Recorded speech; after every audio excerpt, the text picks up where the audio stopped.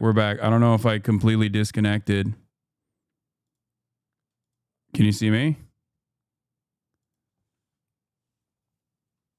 I'm back. Okay. Did I just lose? Oh, I lost the whole thing. I had to go back to the bag. I lost everything. My internet completely went out. I don't know why.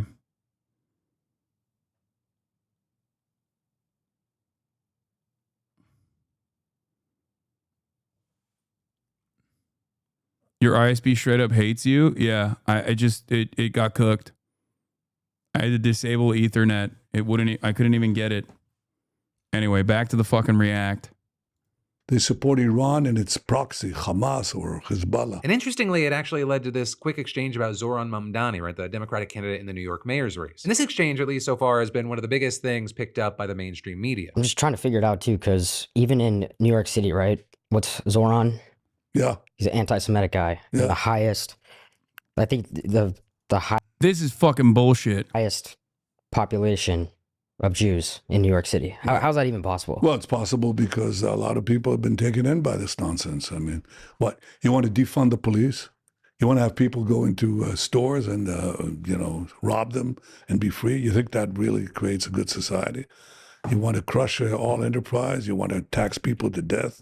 I mean, that's a one-term effort, but, sometimes you have to get mugged by reality to understand how stupid that is. Though, of course, Mamdani has forcefully denied accusations of anti-Semitism, promising to govern for Jewish New Yorkers and increase funding to combat hate. But that also, and maybe here's why Netanyahu has an issue, and he's saying all this, Mamdani is accused. This chatter is so funny.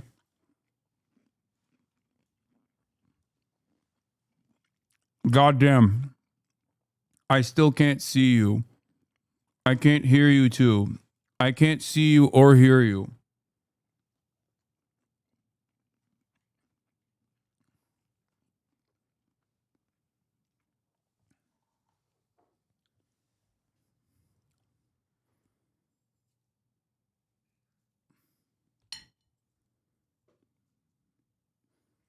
That's my boomer chatter.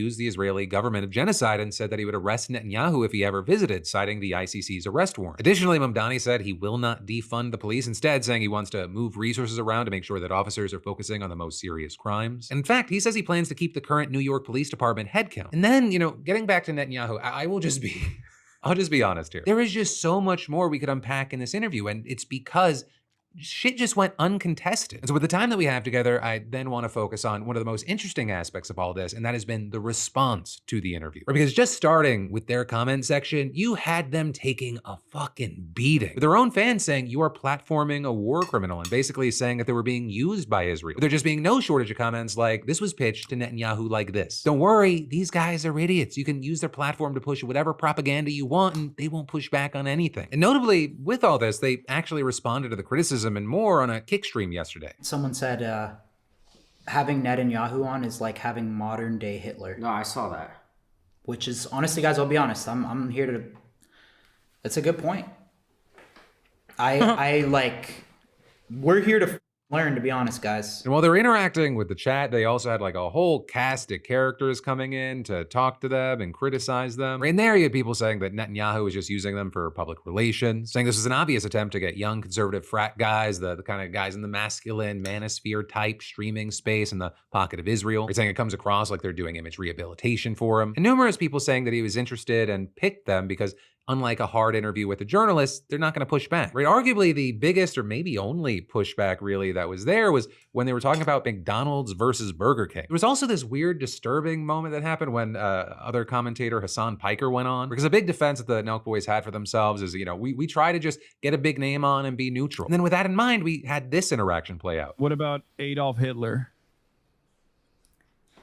I think we'd always kind of play the neutral role, to be honest, and just You would play a neutral role interviewing Adolf Hitler.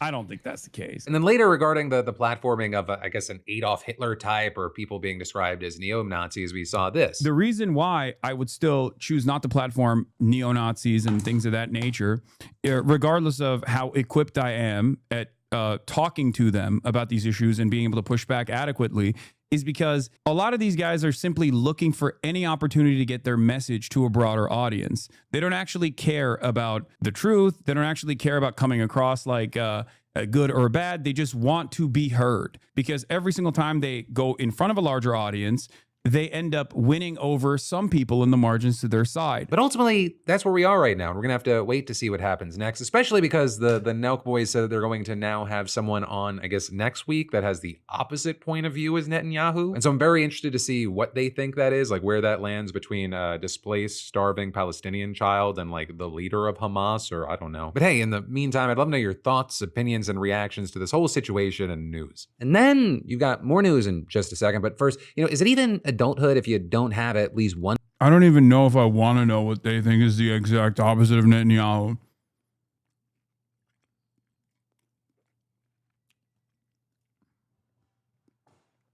But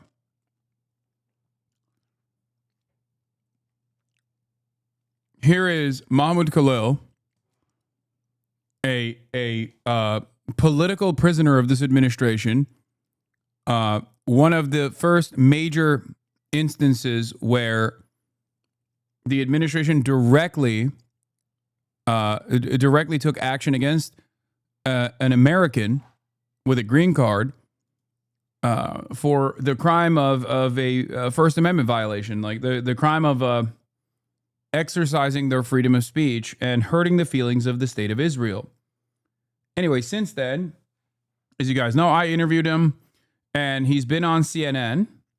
And this is how CNN chose to approach the subject matter. Just to be clear here, though, do you specifically condemn Hamas, a designated terrorist organization in the United States, not just for their actions on October 7th? I condemn the killing of all civilians, full stop. But what I don't want to get into is no, I am very clear with condemning all civilians. I'm very straight in my position in that part. But it's disingenuous to ask about condemning Hamas while Palestinians are the ones being starved now by Israel. It's not condemning October 6th, where 260 Palestinians were killed by Israel on before October 7. So I hate this selective outrage of condemnation, because this is not, this wouldn't lead to a constructive conversation. And this is also like what we want to deal with is the root causes of why that happened. And it's in no way anyone can justify just to be clear, the killing just of to be civilians. clear, Mahmoud, yeah. We did ask about, we've talked at length about your views, of course, on the Palestinians, but it is fair to ask you about whether you condemn Hamas, because the Trump administration has claimed that you are a Hamas sympathizer. So it's very important to actually ask that question in this broad conversation. Yeah, I simply asked and protested the war in Palestine. That's what I did. That's my duty as a Palestinian, as a human being right now, is to...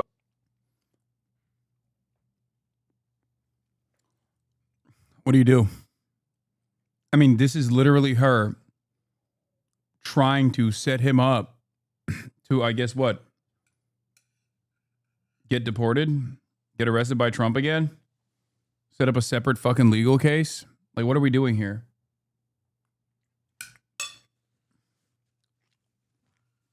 Demonic.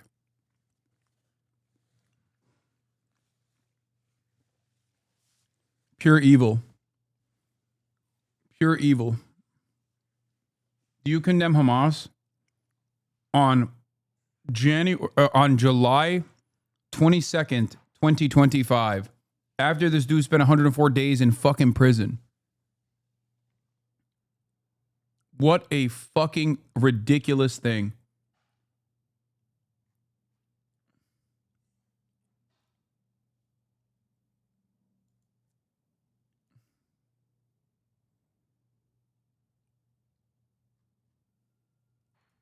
ask for the stop of the killing in my home country, and that's consistent with who I am. I'm a firm believer in international law and human rights, and all my values come from that point. It's just like, to me, it's always, as I said, disingenuous and absurd to ask such questions when literally 62,000 Palestinians have been killed by Israel, and that's why I wouldn't really engage much into such questions on condemnation or not.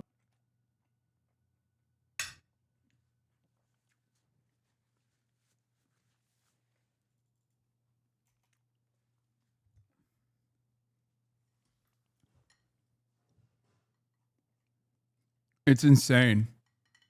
And now, of course, this this interview is making the rounds. John Kennedy, Mahmoud Khalil can't even bring himself to condemn Hamas. So why are many Democrats in Washington falling over themselves to support him?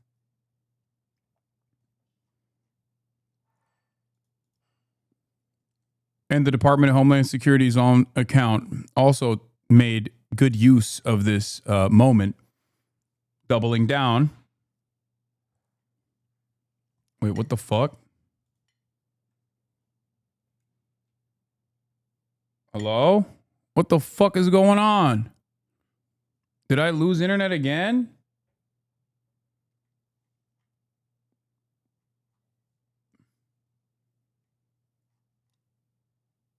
Oh, I didn't even lose internet. I just lost it on my end. It seemed there was a blip on my end. I didn't even see it. Okay. All right. Well, let's continue. Department of Homeland Security also released a statement. Mahmoud Khalil refused to condemn Hamas because he is a terrorist sympathizer, not because DHS painted him as one. He branded himself as anti-Semite through his own hateful behavior and rhetoric. Anti-Semite. It is a privilege to be granted a visa or green card to live and study in the United States of America. The Trump administration acted well within its statutory and constitutional authority to detain Khalil, as it does with any alien who advocates for violence, glorifies a supposed terrorist, harasses Jews, and damages property. He did no such thing. Why not just condemn them when asked and move on? Everyone who supports him knows the truth. Man, are you fucking joking? Be for fucking real. His goddamn people are being slaughtered, and you want him to make these like fucking stupid ass concessions? Get the fuck out of here. Suck my cock, dude. Fuck all of you. I swear to God. Some of you fucking fair weather allies need to shut the fuck up, okay? Need to shut the fuck up. It keeps him out of jail. What is the mindset of an American chauvinist that immediately puts the blame on a people that is being genocided? It is the same mindset, the same cucked mentality that the American has, that always looks for reasons as to how someone must comply with the police. Never to lay the blame and the responsibility in the hands that is worthy of said blame. It's never the cops' problem. It's why didn't you just comply? Why didn't you just condemn Hamas? Why do you not condemn Hamas after Israel has genocided the entirety of the fucking Gaza Strip? God damn, dude. Some of you need to shut the fuck up. At least get your bearing straight, okay? And just have the decency to shut your fucking bitch ass mouth the fuck up, okay? It costs $0 and 0 cents to keep fucking quiet on this moment. Do you not understand what the fuck is going on here? This dude was literally sent to prison for the crime of what? Saying the truth. For the crime of saying the truth about Israel. And you're over here being like, why doesn't he just condemn Hamas? What's next, dude? Why doesn't he just say Israel is great? Why doesn't he just say Israel is actually awesome? Why doesn't he just say that his people's genocide is perfectly fucking valid? That they deserve to be genocided? And don't come at me and be like, there's a fucking mountain there's a mountain range between not condemning Hamas and like saying that Palestinians deserve to be genocided. No, it comes from the same place. It comes exactly from the same place. The condemnations demanded is demanded specifically for the justification as to why Israel had to conduct its military campaign. You're a terrorist, this guy says. Suck my fucking dick, okay?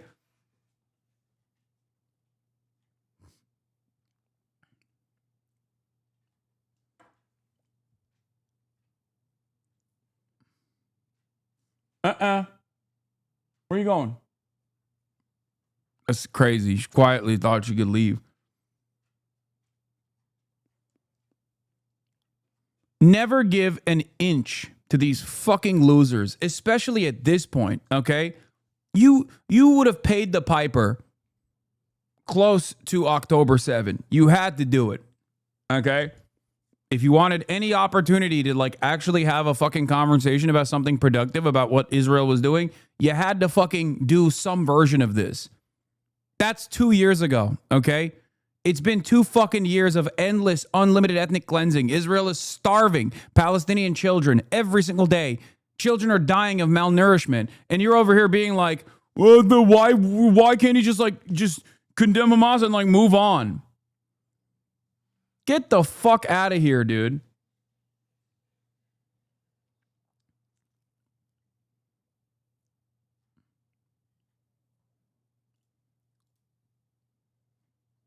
It's over. It's done.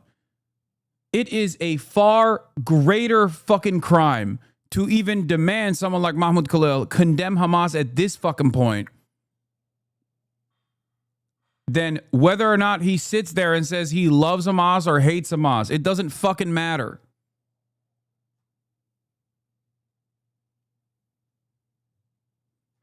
That is crazy.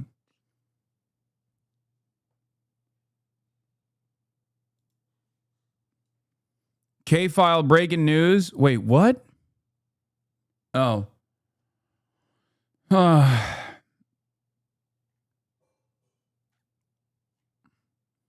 The entire question as to why, the entire reason as to why Mahmoud Khalil is being asked to condemn Hamas is specifically because that offers room for justification for Israel's military campaign, okay? That is the framework that they want him to operate off of. Especially in a situation where, like, his words are literally the reason why the administration threw him in prison. It is ridiculous to ask this question, especially because it will be used to take away his freedom once again. How should he respond to the bad faith question? I think he did a fine job. This question is utterly ridiculous. I have made my position on the limits of resistance, and I've made my position be perfectly clear that I do not condone civilians being targeted. Okay, that's it.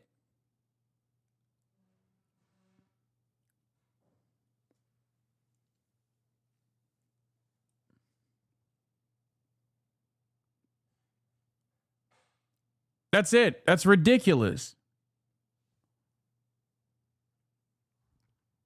That's what I said at the fucking Customs and Border Patrol question as well. They didn't ask me directly if I condemn Hamas, but they kept asking me, what do you think about Hamas? Do you love Hamas? Do you like Hamas? I kept saying Hamas is designated by the American State Department as a terrorist organization. I'm on the side of no more bloodshed. That's it. I'm on the side of ending civilian deaths. That's it. You don't have to say anything other than that. You're making no value judgments there. You're just simply saying what your position is. I genuinely understand, but all I was asking is if you're going to talk to people you know are going to entrap you, why wouldn't you just tell them to keep them to shut up and carry on the good fight to end the genocide? No hate. No, dude. No, that's fucking bullshit. That's complete and utter nonsense to be like, oh my God, I can't believe he is, just say you condemn Hamas and move on is ridiculous. Okay? Especially not at this point.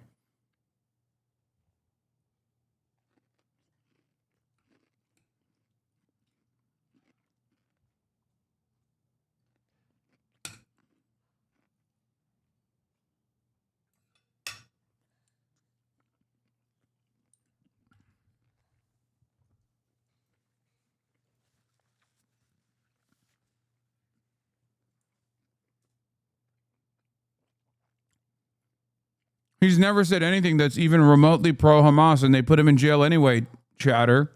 Do you think this has anything to do with whether he condemns Hamas or not?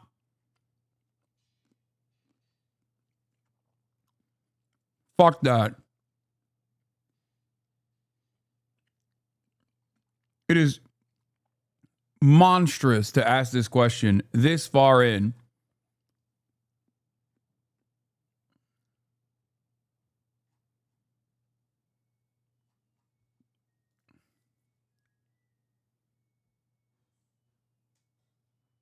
Please, can you help me understand why Israel is bad? I'm from the UK. I feel like the media I've seen has pushed me and many others into believing Israel are not the problem.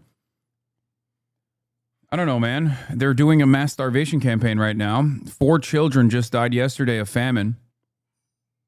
I think that alone, beyond the endless bombing campaign over the course of the past 2 years, should help you realize that they are evil, fucking monstrous pieces of shit in the way that they've conducted themselves since October 7. That's it. And the reason why the British media is actively running cover for Israel is because the British government is also culpable, just like ours is. That's why our media also does this kind of insane nonsense.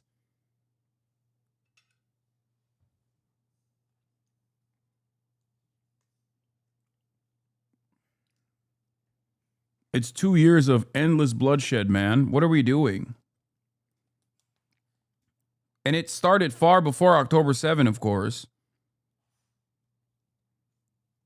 But it's been 2 years of unlimited fucking bloodshed at this point. It's crazy how someone can still have this position where it's like, can you explain to me why Israel is in the wrong?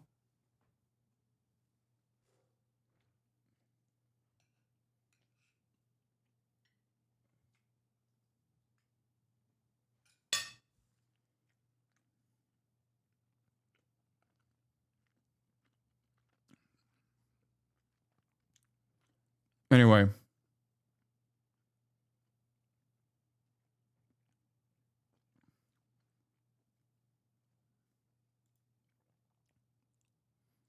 Like, do you condemn October 7, Hamas for October 7 attacks? Norman Finkelstein responds. This is a 15-minute conversation with an American citizen of Jewish descent who is the descendant of Holocaust survivors having an academic conversation on a podcast. Is very different set of standards for Mahmoud Khalil than fucking Norm Finkelstein on a CNN hit after he was released from prison for the original crime, in air quotes, of speaking out against Israel to begin with. Second question that I struggle with, and this is the notorious question of condemnation. Do you condemn what Hamas did on October 7th? And you have a very interesting answer to this. You've said that I think it's a question mark how Hamas on October 7th is going to be regarded in the future. You have drawn parallels to the slave rebellions of 1831 when Nat Turner explicitly targeted whites. And objectively, it was a horrific act of violence, atrocious, but despite that, Frederick Douglass has said that you can draw a straight line from Nat Turner. No, Frederick Douglass said you can draw a straight line from John Brown to the Civil War. But John Brown says he was inspired by Nat Turner. Right. So you could say on a trajectory, Nat Turner was 1 point, John Brown was a 2nd point, Fuck the you. Civil War, the 3rd point. Okay, so by extension, you can draw that line from Nat Turner to John Brown to the Civil War, and then from there to the abolition of slavery and the Emancipation Proclamation. Objectively positive outcomes. So despite Nat Turner committing this condemnable act of violence, now he occupies an honored place in history.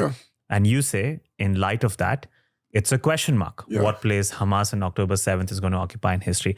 Before I tell you where I struggle with this argument, I just want to check with you. Have I summarized your stance correctly? Have I missed anything? That's correct. Okay, great. this is where I struggle with this argument. Frederick Douglass was able to see a line connecting John Brown to the Civil War, and we're able to see that influence John Brown had from Nat Turner. But if I try to apply the same protocol to other acts of violence that I condemn, then it dilutes everything. And then I lose free will, no accountability, there's complete chaos. I'll give you a very intentionally extreme example. In 1978, after the Saur Revolution, the United States funded the rise of the Mujahideen to oppose the Soviet Union and the Soviet-backed People's Democratic Party of Afghanistan, the PDPA. By funding the Mujahideen, they also funded the rise of this man named Osama bin Laden, who broke out from the Mujahideen and formed Al-Qaeda. Al-Qaeda declared war on the US. They took great offense to the United States military presence in Saudi Arabia after the Gulf War, the Kuwait War. They opposed US funding and support for Israel. They opposed the sanctions on Iraq. And then the US involvement in multiple Islamic countries. Declared war on the US. That led to 9/11. You already know where I'm going with this. You can draw a straight line from the US funding of the Mujahideen to Osama bin Laden, to Al-Qaeda, to 9/11. And I'm saying, I don't care about the context and I don't care where the line is drawn. I grew up in the Middle East. So I know, I completely agree with you that the United States destroyed Afghanistan, destroyed Iraq, has destroyed Palestine, is destroying Iran. I think the United States is directly responsible for the deaths of hundreds of thousands of civilians. Their policy has been a lot more. Their policy has been nefarious and they have blood on their hands. I completely agree with you. But despite that context, I don't think it's a question mark what place 9/11 holds in history. Even if you draw that line all the way to 9/11, there's no question mark in my mind. It was a horrific act. It was an act of violence. And there's no question mark what place it occupies in history. I think you missed a couple of things. First of all, I've never said it wasn't a horrific thing. I've repeatedly said there can be no question that atrocities of a significant magnitude occurred on October 7th. As of now, people still debate to what extent Israel was responsible for the atrocities on October 7th. I would say based on the currently available information, the only reasonable conclusion is that overwhelmingly the civilian deaths that occurred on October 7th were due to the actions of Hamas. It's so funny to somehow tie America's invasion of Iraq to 9/11. Like, that's wild. Okay? Because Iraq had nothing to do with 9/11. Like, that's not even a position that the average American believes any longer. That was barely a position that Americans believed back then.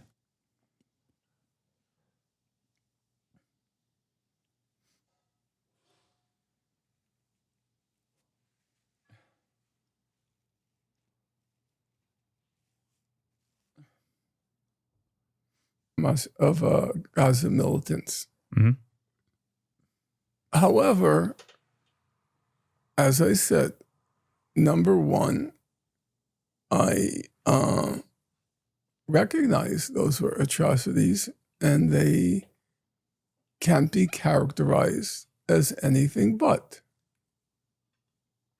But there's, in my opinion, a distinction to be made between an acknowledgement of the atrocities and a condemnation of those who perpetrated the atrocities.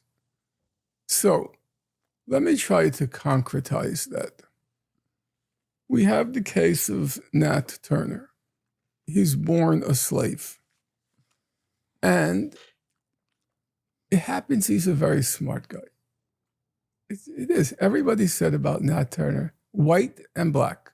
They all said, that Nat's a very smart guy. The fellow who famously wrote his confession, there was the Confessions of Nat Turner. He said that he rarely met a person, black or white, who was as smart as this guy. Okay? And Nat Turner was not unaware of his natural gifts, those endowments from God or from whoever you believe they came. And he knew that, bar a miracle, he would never be able to realize any of his gifts, any of his talents. He was born a slave, he would live as a slave, and he was going to die as a slave. Now, in his mind, there was no other option than to commit some sort of mass killing in order either to inspire an uprising or to foment an uprising or to transmit a message to the white population that if you don't end this slavery, this is what you risk. This is what's on the horizon for you. He thought those were the only two, that was the only option for him. Kill all white people, though he said later, and nobody disputes it, he said once we got a firm grounding, he would stop killing whites, innocent whites, civilians. But he felt as a tactical matter, the only option he had at the beginning was to carry out this gruesome, ghastly massacre of white people, men, women, and children. Mm-hmm. So let's say you were in the court of law and you... Can you imagine? Like, Mahmoud Khalil, why don't you do this 15-minute response? You were the prosecutor. And Nat Turner was on the witness stand. You are white. On CNN. You represent, you embody, you incarnate this whole system of slavery. You're part of it. You're part of the machinery of slavery. Okay? And do you believe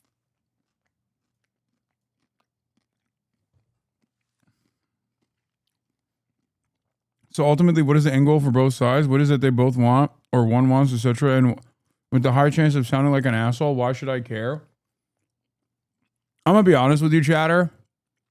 I hope you enjoy your society collapsing in front of your eyes as you go down and sedate yourself in this assumption that it's actually the Polish and the Muslims that are ruining British civilization and British society. You deserve it. Sorry. At the risk of sounding like an asshole, let me tell you something. You are a fucking asshole.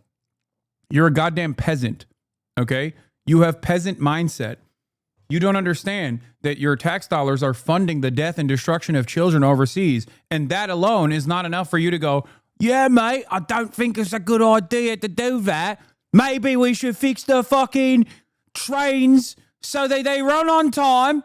But instead of that, you're going, my lordship, take more of my tithing. I've worked hard for this grain, my lordship. Give it to Israel, the biblical land, my lord. Okay?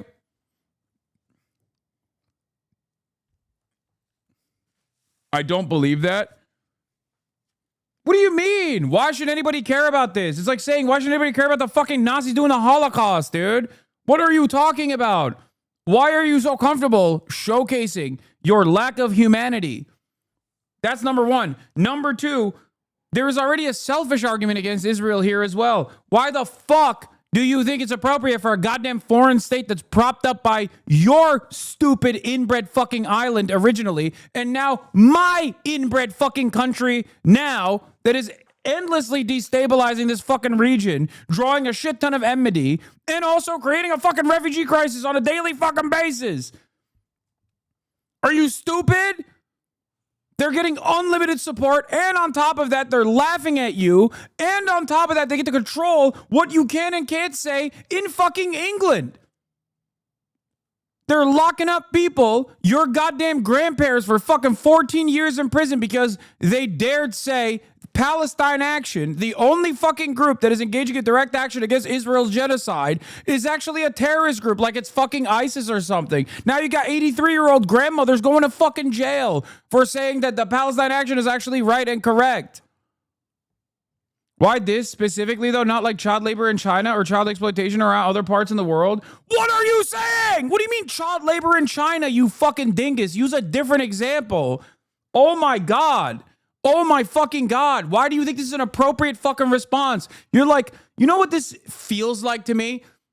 Your cousin gets raped, and then your cousin's like, I just got raped. This person raped me. And you go, well, can you talk about all the other times that other people have gotten raped? Why should I care about you being raped by this person? Why should I even choose to apprehend this person? Why should I say anything at all?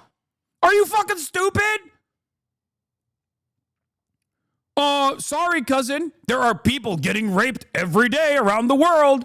You're just looking for excuses for your fucking sociopathic lack of empathy, okay? You don't need any. Just fucking say you're an asshole and move on.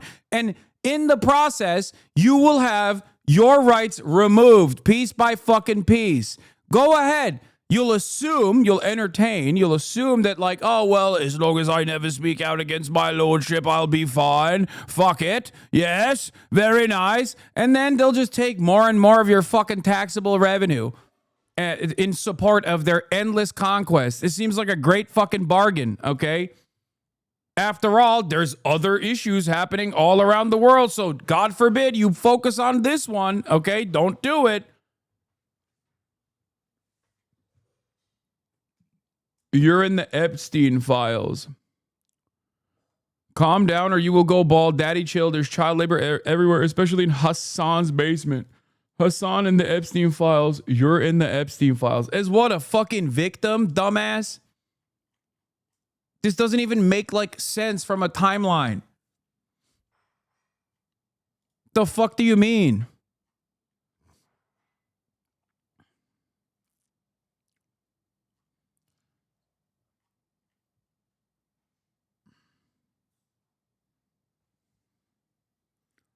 When Jeffrey Epstein was operating, I was like 10 years old in Turkey, you fucking moron.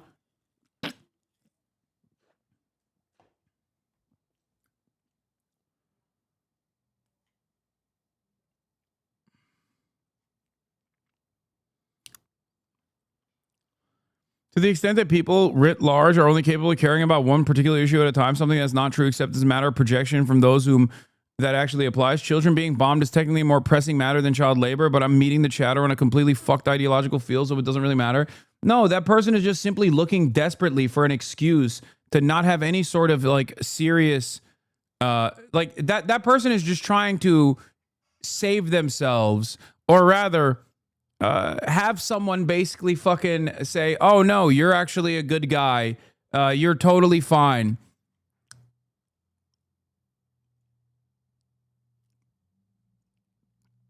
What is this? With the risk of sounding like an asshole. No, this is the same dumb nonsense. It's just fucking whataboutism. It's like, well, child labor is happening. Yeah. I can see what happened with this guy, by the way. I don't think this person is actually a cynical nihilist. I think this person is an Israel dick rider, especially considering that he was in this community and then noticeably left and only returned only recently. Only this year did he return. Suspiciously left the community, even though he was following since January 20th, 2021. Suspiciously left the community after October 7th, it seems.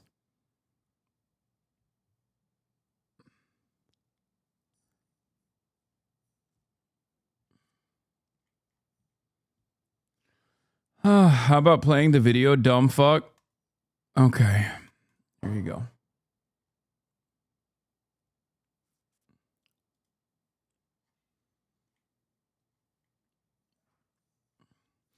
No, this person's not in the bargaining phase of acceptance. He just wants to be fucking heard. He wants to show everybody how big of a fucking asshole he is. That's it. That you could interrogate Nat Turner. He wants sitting attention. on the witness stand. And indignantly saying to him, Nat Turner, do you realize what a horrible crime you committed? Do you realize how beastly, how bestial, how uncivilized your action was? So I ask you, do you believe that you occupied the moral high ground such that you could scold and reprimand in indignant cadences what Nat Turner did? Or would you have sufficient moral self-awareness to say, you know, what happened was horrible, but then full stop, because you had no right, knowing as you did what slavery was, knowing as you did the life he had lived and the prospects that he faced of slavery to earthly eternity. Your haters are just so fucking stupid, man. What is this?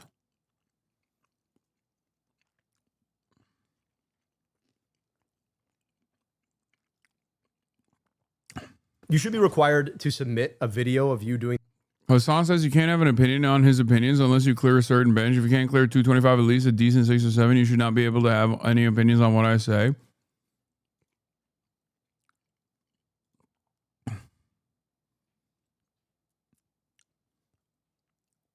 No, I meant it sincerely. I'm glad that 95% of the commentary surrounding myself online is just people being like, he is incapable of saying something with in sincerity. He is incapable of saying something sarcastically. You know what I mean? Like so much of that. So much of this just unironically revolves around just being like, oh, you're incapable of making a joke. I don't believe it. I don't agree. I think you said that seriously. You had no right to criticize him. You can criticize the act, but you don't have the moral high ground to criticize him, which is exactly why the white abolitionists, those who opposed slavery at the time, they condemned the act, but they stopped short of condemning Nat Turner. On the contrary, they reserved all of their venom and indignation at the whites, saying, we told you so. We warned you. We warned you again and again and again. If you treat people this way, don't be surprised at what they might do. And when I read that by people like William Lloyd Garrison, who was one of the leading abolitionist figures, I thought to myself, that was the correct moral approach. A version of condemn the sin, but not the sinner. This is a version of it. You can condemn what was done, but you don't have the moral high ground to condemn the perpetrators, because I spent a large part of my life, a small part of which can be seen here, just reading the reports on Gaza and what was being done to those people. And I, not because of some flamboyant radicalism or radicalness or trying to show how holier than thou and how pure I am, or trying to win points with Hezbollah or Hamas. No, I just said I couldn't do it. I know too much. One of the titles of one of my books was called Knowing Too Much. And it was about why American Jews were distancing themselves from Israel. Namely, they know too much about how ugly that regime is. And I knew too much about Gaza. I knew too much. There was no way on God's earth, and I would have regarded it as a complete and total betrayal of the values imparted to me by my parents based on their life experience, were I to take the easy route and say, you know, in response to Piers Morgan, do you condemn what happened? Yes, I condemn it, but we have to remember this and have to remember that. No, I was not going to even grant, you know, many people like Bernie Sanders would say, oh, you know, what happened October 7th, but we have to remember the Palestinian this and Palestinian that. And you start by condemning October 7th. That was sort of the gate. You had to pass through that gate in order to be part of the conversation. If you wouldn't do the condemnation, you're not part of the conversation. And I wouldn't do the condemnation, not because I wanted to strike a radical pose. I knew too much. And I knew exactly that was why the abolitionists couldn't condemn Nat Turner. Because they walked in the streets. They saw the slave auctions.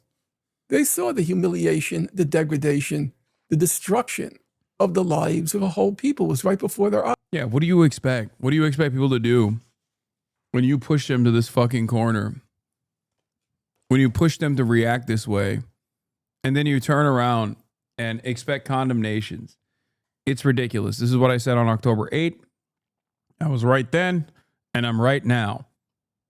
The idea that like the responsibility and the blame should be laid in the hands of the Palestinian population for how they choose to resist is completely avoiding the reasons as to why the Palestinian resistance has formed and why it has become a violent force capable of committing atrocities on October 7. And just like Norm Finkelstein, I recognize that there were acts of violence that would be considered terror. That would be considered terrorist by like the already vague definitional standards on October 7. Having said that, that is not even remotely a fraction of the violence that the Palestinians have historically been subjected to. The violence that created the conditions for October 7 to begin with.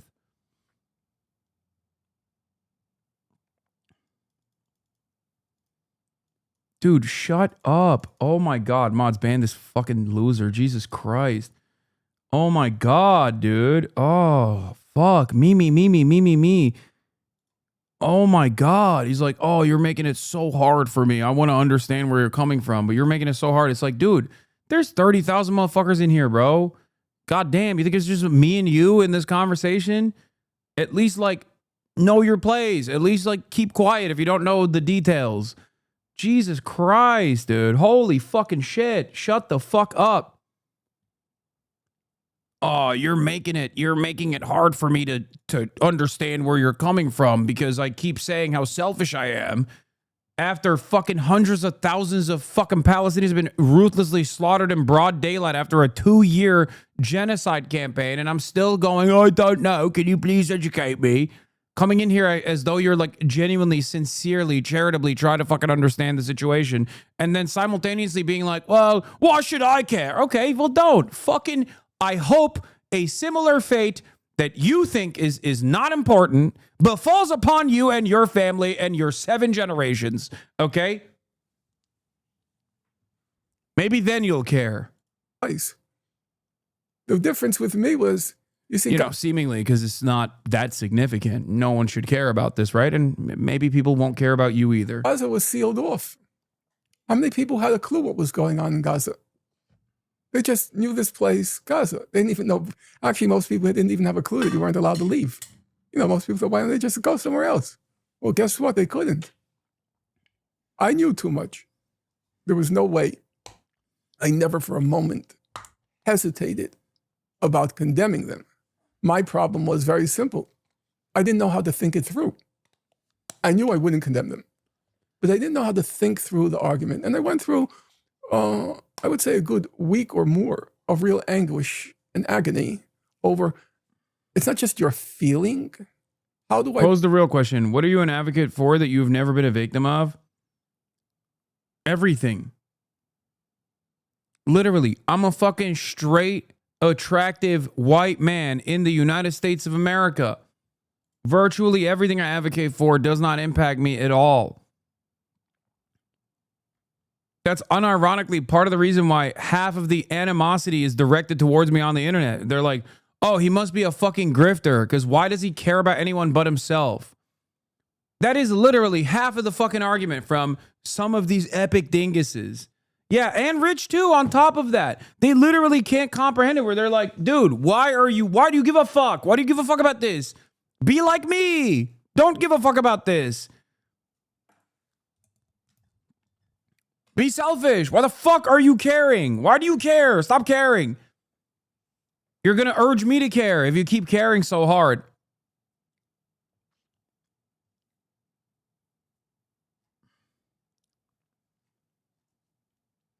Shut the fuck up, you goddamn terrorist. Okay, bitch. Persuade. How do I convince? How does it feel that the walls are closing in? I wonder. I truly wonder. It's got to feel isolating. It's got to feel lonely. That like the only fucking communities where you have this kind of attitude, where you can demonstrate this kind of attitude is like an increasingly smaller sliver of the internet. Didn't you support Hamas and Hezbollah? Like, just an increasingly tinier sliver. At least like people that had this kind of attitude initially have realized that it's probably better to shut the fuck up. Okay? I support the resistance against the criminal state of Israel. Okay? Israel is a criminal enterprise. I support resisting genocide. I support resisting apartheid, both historically and in contemporary society. It's that simple. If you don't, that's a you problem. You can't just consistently keep claiming and doing this. You love dead Palestinians, more fake outrage to push America bad. Like, how is this any different than Benjamin Netanyahu's statement? Oh, it's just, it makes us look bad. Dead Palestinians make us look bad. Okay, then stop. That's your fault. That's your problem. It makes you feel bad, and you can't get on the right side of this argument. You cannot get on the right side of this fucking argument. You can't turn around and be like, it's actually fucked up what Israel's doing, so I have to make it seem like Israel is a natural disaster, and therefore, you know, people on the opposing side of Israel are actually on the wrong side of this argument because they somehow love when Israel kills Palestinian children so they can farm outrage. You think I give a shit? I lost a third of my fucking audience after October 7th. Suck my dick. Well, guess what? I'm from Iran and we don't want your support. Okay. I don't know why. Only someone who lives in America thinks that this is like a saving grace to be like, I'm from Iran. You think you're special? I don't give a fuck. It's the magician in the chat. It's Waluigi. He's in here. He's doing it. He's doing the damn thing. Ay, ay, ay. What is fucking going on? Everything is breaking right now.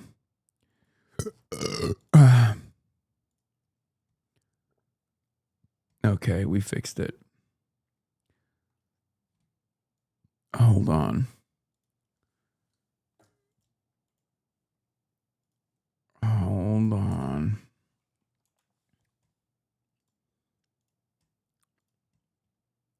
Waluigi Zadeg.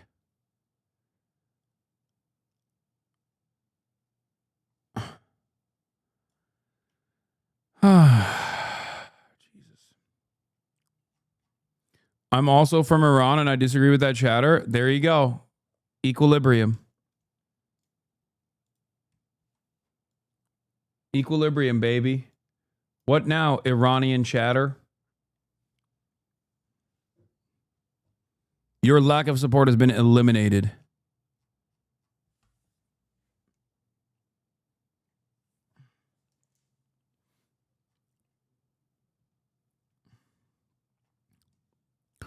What do you do then?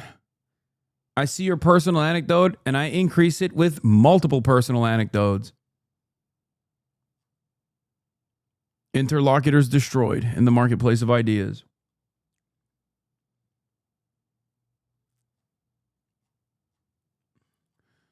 And like I was saying though, the people that are fucking complaining like you're a terrorist, like how does that work in your mind that like only in your circles online where like pedophiles, sex criminals, neo-Nazis, and people who align with them happen to think a certain way, but then virtually every fucking institutional, established mainstream newspaper and publication filled to the brim with educated journalists and reporters feel the exact opposite way. Unless you personally think they're all also in on the conspiracy, that they are also terrorist supporters.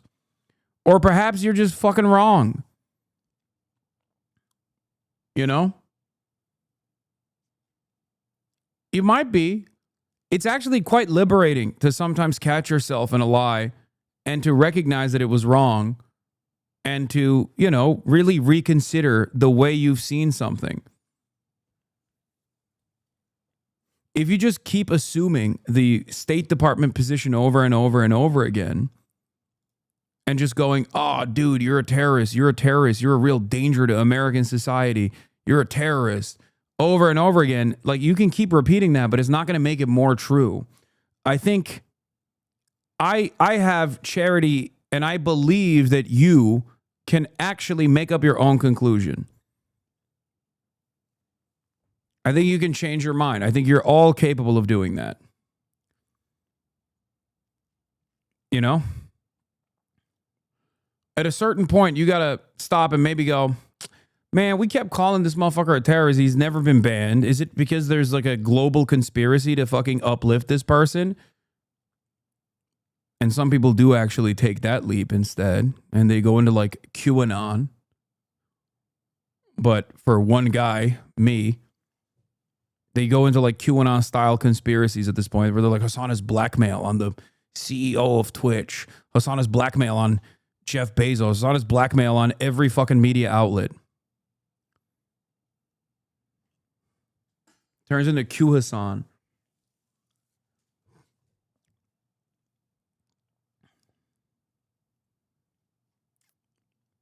Or maybe the guys who keep priming you up, tuning you up, angering you over and over again, do not have your best interest in mind and don't actually have a consistent, clear position. And they're just basically getting you angry so you can come in here and say that in here over and over again. But little by little, you lose a piece of yourself when you behave this way.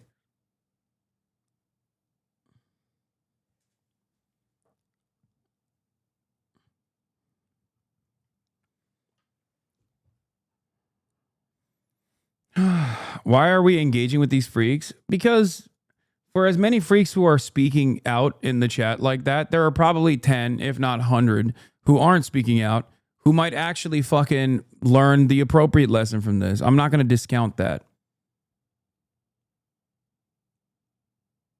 You know? I'm sure there are. So every now and then it's good to just like take a deep breath and be like, listen, dude, make up your own mind. Make up your own mind. Watch, listen to what I have to say, see if it actually is different than what you've been primed into believing.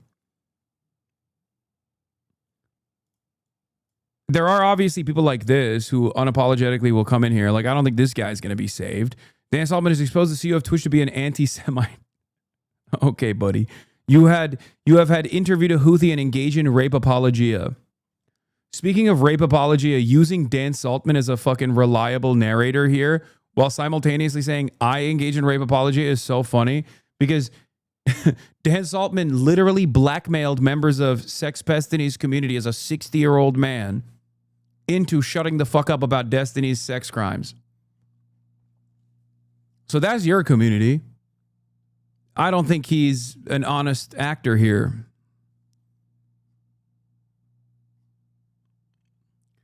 But here's the thing. How did you lose sight of who you are that you became a fedayeen for a 60-year-old loser who's so desperate for friendship that he will latch on to a community that he actually despises? At least he used to. I don't know if he still does. Maybe he's just given up on that notion because it gives him a crumb of clout and attention.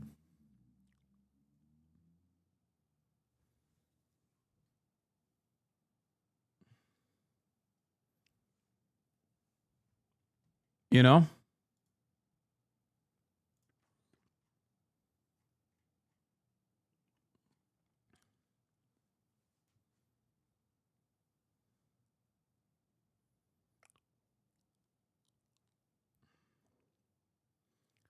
And it's all because of Israel. All this dog shit is because of Israel. I know.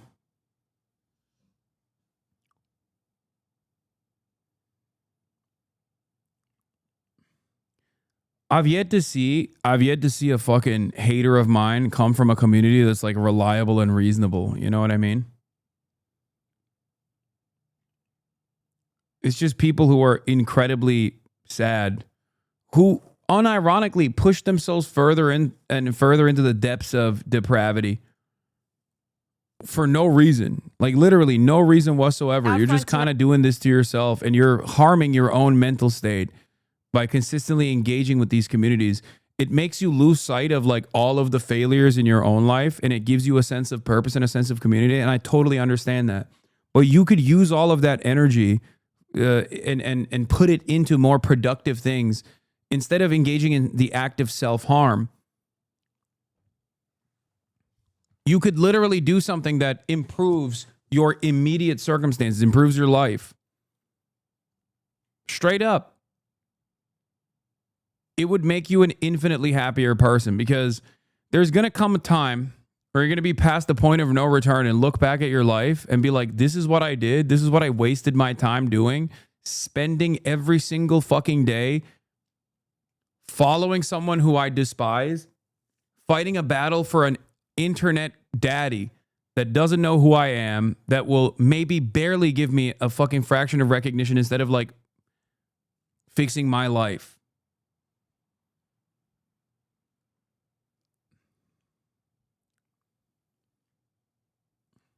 That's it.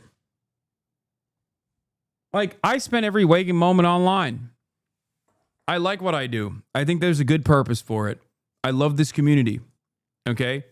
There are plenty of people who spend a decent amount of time in here as well, but at least they're putting it to productive use. They're learning things about what's going on in the world. They're developing an opinion. Hopefully, they're taking away decent lessons from all of this, and then going back and applying it in their own lives to improve their lives, to improve their material circumstances, piece by piece, slowly but surely. Very different set of circumstances than like just constantly fucking being in someone you despise's chat to basically find any. You should know with your amount of audience, you're definitely targeted by Hasbro campaigns who write trash to trigger you. I mean, it's fucking bullshit. There's nothing. It is irrelevant.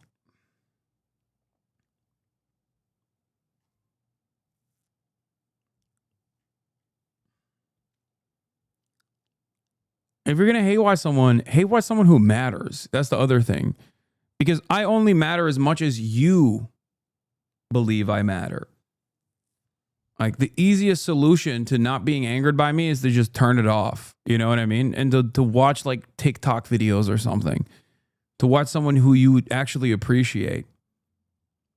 And if you're going to have so much enmity and so much anger and resentment, redirect that focus to someone who actually does matter. Someone who holds power. You know what I mean? That's what blows my fucking mind. You're like, nope. I disagree with this guy, and I'm going to spend every fucking waking moment in his chat hoping that I can get something that I can clip off and that we can make go viral, and then maybe people will yell at him. They've been doing this for fucking, 6-7 years at this point? It's crazy. With very little return on that investment. Maybe every now and then you catch me in a fucking weak moment and I get angry at you, and then it makes you feel alive. But like, is it worth it at the end of the day? Because if you say yes to that, if you feel like that is genuinely a good use of your time, holy fuck, you have nothing to live for.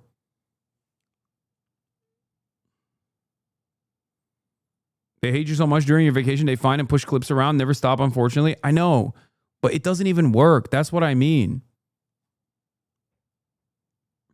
I think not only does it not work, it actually backfires because it causes people to come in and check it out for themselves. For as many people that go, yeah, I'm writing this guy off, there's probably 10 people that go, hold on, I want to see what this motherfucker has to say. And then they come in here and then they watch and they're like, okay, well, this guy ain't all that bad. So what do? You can't make people wear the same fucking framework when they can make up their own minds, especially when the way you are presenting me is so fucking ridiculous that like a couple seconds of spending time in here will immediately make someone in the margins realize that they've been duped by a negatively framed clip.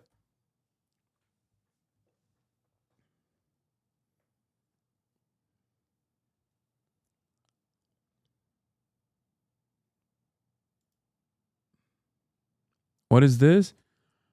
Famous lawyer who defended Jeffrey Epstein is now dead. Roy Black was one of Jeffrey Epstein's... Who's this guy?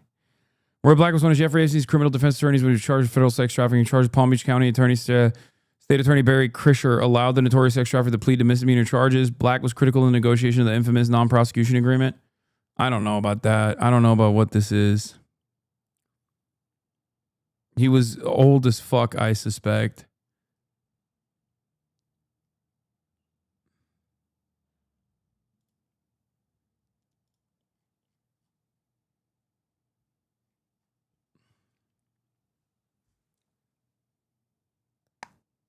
Oh, he was 80 years old? Wow.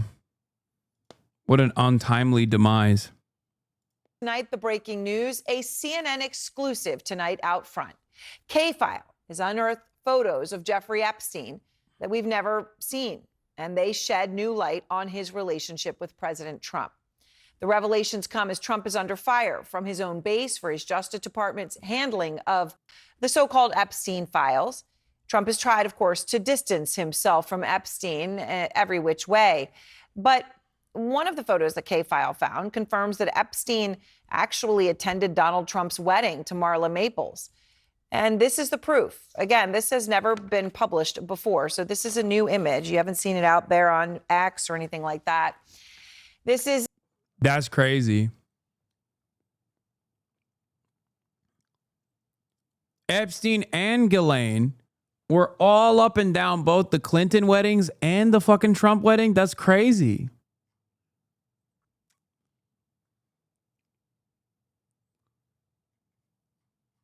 Like, Ghislaine was front and center for Chelsea Clinton's wedding, okay? Ghislaine Maxwell was. And now we got info on Epstein being front and center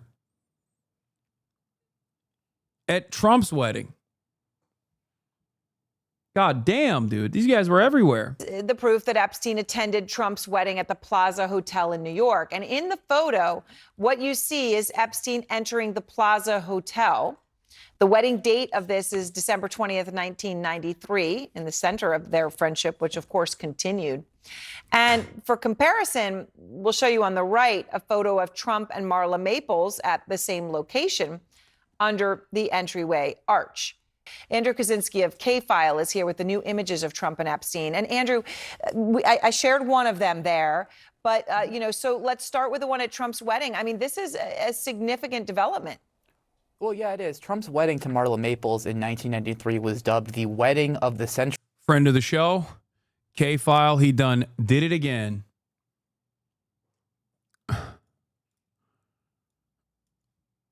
Consistent hitter.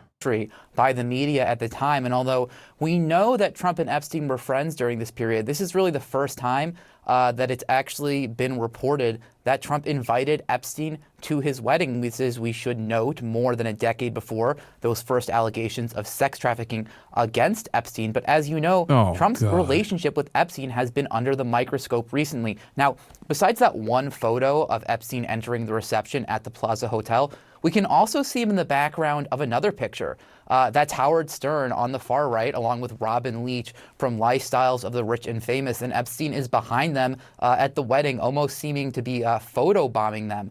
We also found this photo from just a few months earlier. Donald Trump with two of his children talking to Jeffrey Epstein. That's at the opening of the Harley-Davidson Cafe in New York in October 1993. You can see Ivana there. She would have been just about to turn 12 years old in that photo. Yeah, you can see Ivanka right there it looks like between Trump and Epstein. All right, these are never before seen photos, Andrew. I know you also found some video of Trump and Epstein that was from later of them talking that has also never surfaced before. What's that? Well, that's right. This is from 6 years later in 1999. This video has never been seen before in this context. It shows Trump talking to Jeffrey Epstein just before models hit the runway at the Victoria's Secret fashion show in New York in 1999. You know, the only other video we've seen of the two men was 7 years before this. Trump is at the show with Melania, who is, of course, now First Lady, seated a few... Are you guys still talking about Jeffrey Epstein? Give it up. Let it go. Nobody cares. Nobody cares. It's okay. I whispered in his ear. Come on, give it up. Stop talking about it. Feet away from Epstein. You can see them chatting. It's so boring. It's boring. Dude, you know what's going to fucking blow a nut on this whole thing? I'm going to tell you what it is. There is going to come out, there is going to be some fucking info, I'm speculating, that actually ties Donald Trump to at least Ghislaine Maxwell far past the point of Jeffrey Epstein, like, breakup. Because like I said, a lot of this is from the time frame between the 90s and early 2000s. We know that Donald Trump and Jeffrey Epstein were involved with one another and good friends with one another. We didn't know how good friends they were. It seems like they were very good friends, very close. Okay. But there is going to be something that shows that Donald Trump's actually ties to Jeffrey Epstein never ended after like early 2000, and that either directly by either through Ghislaine Maxwell or directly past the point of 2003 when there's like no known interaction between Trump and Jeffrey Epstein comes back out.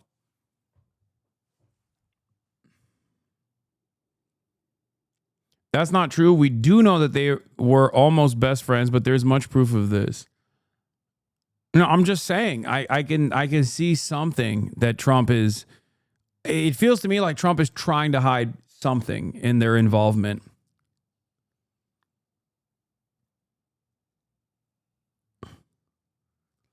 Like, it doesn't make any sense, because if I'm Trump, I'm flexing, okay? If I'm Trump, I'm flexing that I cut Jeffrey Epstein off far before anyone else did, before he was even popped by the feds for sex trafficking of minors. Like, I found something suspicious. There's plausible deniability. You could just be like, you thought something was off and you just decided to sever ties with this guy. And it turns out it was a great idea, right? All the while, there are so many people, liberal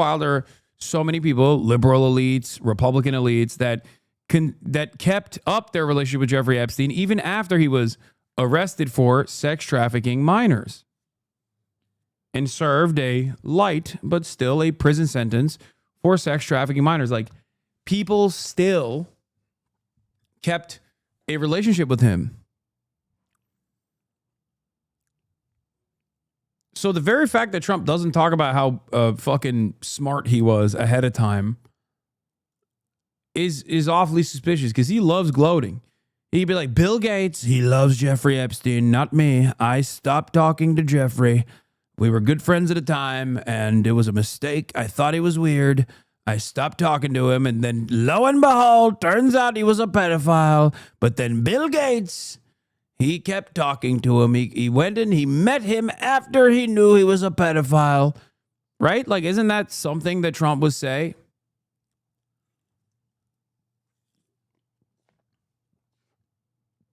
Bill Clinton.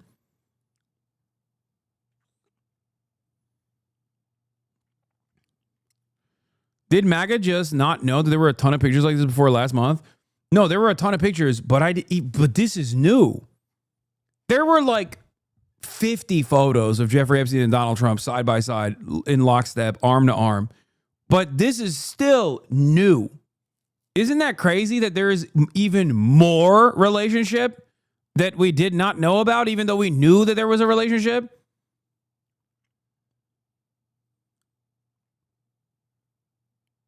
The fact that he isn't hammering on the Clintons and is instead trying to suggest they made up the Epstein files, somehow put themselves in there, is just every kind of sus. I agree.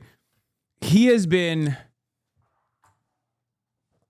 acting very different about this Epstein shit. Like, very different than the way he normally would. He's Teflon Don after all. Right? Isn't he fucking Teflon Don?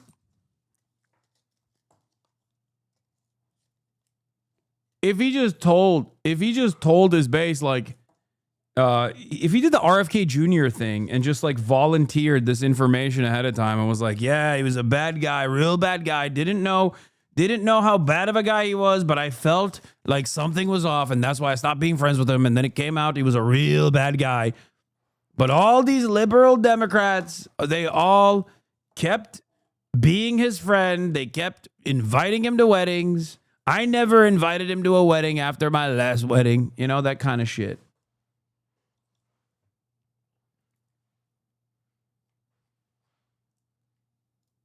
During the show as well. Allegations that Epstein sexually abused underage girls didn't surface until 2005, years after this video was shot. Right, but this, of course, establishes them together and obviously very friendly in 1999. So, Andrew, when you get all this, and all of this, as I just want to emphasize, right, has not been seen before. So you actually called President Trump. You called him directly to ask him about this. Yeah, we were not on the phone very long. I think our call was about 30 seconds or so. But when I asked him about the wedding photo, he said, he sort of paused for a second and then said, "You've got to be kidding me," before calling CNN fake news and then hanging up on me. Now, in a statement to CNN, White House Communications Director Stephen Chung said this. He said these are nothing more than out of context frame grabs of innocuous videos and pictures of widely attended events to disgustingly infer something nefarious. The fact is that the president kicked him out of his club for being a, quote, creep. All right. Well, it is incredible reporting, and it is important in this context as the country wants, answers on everything to do with Epstein. Andrew, thank you. I do love that he said, "You got to be kidding me."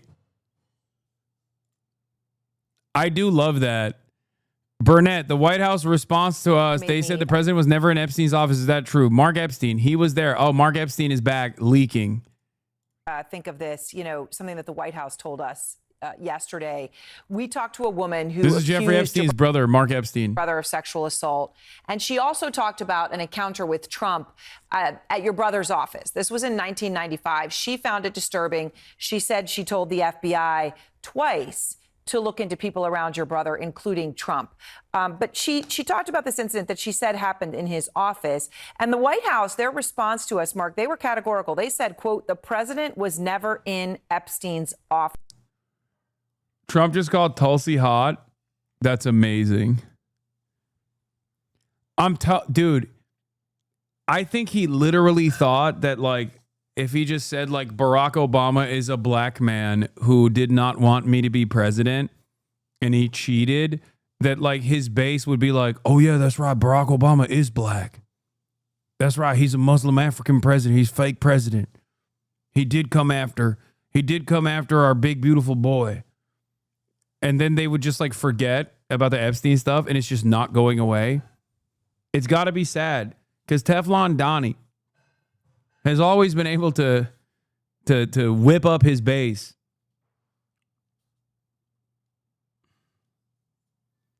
It seems like the base is more upset about not getting what they were promised rather than the actual pedophilia. Like, it would have been far less impactful on his approval had he not run on it. I mean, it's not just that, because there are certainly a lot of people in the base that cared about this, right? Like, there were definitely people, because he didn't like put it at the forefront of his campaigning, but he did mention it every now and then. I think it's that they literally tie Jeffrey Epstein to the one like actual tangible deep state pedophilia cabal thing that they have believed for years and years. And Trump is supposed to be the great annihilator of the deep state. And now they are having to come to the conclusion that maybe he is deep state himself. Is that true? That's just another blatant lie, because he was there. The people that worked for Jeffrey in his office, you can find them. They can testify that they saw Trump in Jeffrey's office on numerous occasions. So for him to say he wasn't there, all I can say is that's just another lie. Made me like, for me, I used to always say like Trump has less of an involvement post Jeffrey Epstein's arrest with Jeffrey Epstein than like Bill and Hillary Clinton, right? Now, the way that Trump has been behaving makes me feel as though maybe that's not the case. Maybe he does have more involvement because he is very strangely talking about this issue. He's talking about this issue in a really strange way. He's talking about this issue like he's a man who has something to hide.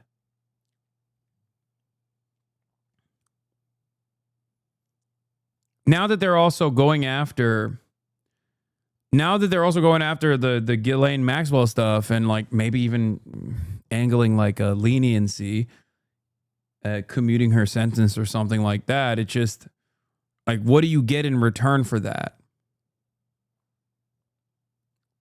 What kind of false testimony will Ghislaine Maxwell make to show her appreciation for potentially her friend, her longtime friend, Donald Trump, releasing her into the wild? I think it also possible he doesn't give a fuck about what gets released because he knows he's not going to face consequences. Wait, what do you mean? He definitely gives a fuck about what's going to get released because otherwise he would have literally released it. What do you mean? There's one thing you can't say, and that is that Donald Trump does not give a fuck about releasing the Epstein files.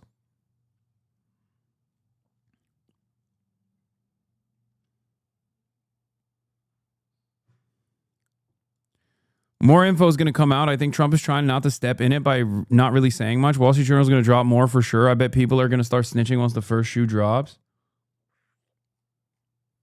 Guys, Donald Trump loves to fucking yap. He's gay. Grade A yapper. Like me, okay? This is the one thing he's not yapping about, dude. Isn't that weird to you? Like, this is also like in the realm of conspiracy. This is his favorite type of shit to yap about. Director of National Intelligence. Oh, where's Tulsi? She's like hotter than everybody. She's the hottest one in the room right now because she found out with certainty. Bro, he goes through phases. No, this is not him saying like she's sexy. He's not. He's been doing this. Also, this is gay in the other way to just be like, oh, she's hot, hot, hot. America is hot. I'm telling you right now, this is his new word. He just loves using the term hot. He's just hyping Tulsi up because he thinks Tulsi gave him like an out to talk about the Obama shit, as opposed to like a distraction that she offered him, as opposed to the Epstein stuff. But it's not even working. Knew it before, in all fairness, Tulsi. But now you have certainty. She has all the documents. She has everything that you need. And she found out that Barack Hussein Obama led a group of people and they cheated in the elections. And they cheated without question. It's not even a would you say there's even a little question there, Tulsi? She says no. And you found things that nobody thought we'd ever find. And very happy and very honored to have you with us. She's right now, by far, Speaker, she's hotter than you right now, Speaker. She's the hottest person in the room right now, Speaker. So, Tulsi, great job. And I know you have a lot more coming. She told me... she's the baddest of them all. She's the baddest. You've seen nothing yet. So I heard those rumors about you, but now I know they're true. So we're very proud of you, Tulsi. They cheated so badly, and ultimately it led to a loss in 2020, and it shouldn't have been a loss. It was a big victory. We won by a lot. We had to do it again. But if I thought we lost, I would never have run again. And this is a far more consequential election than it would have been if we did. That's the only thing I can say in favor of it. But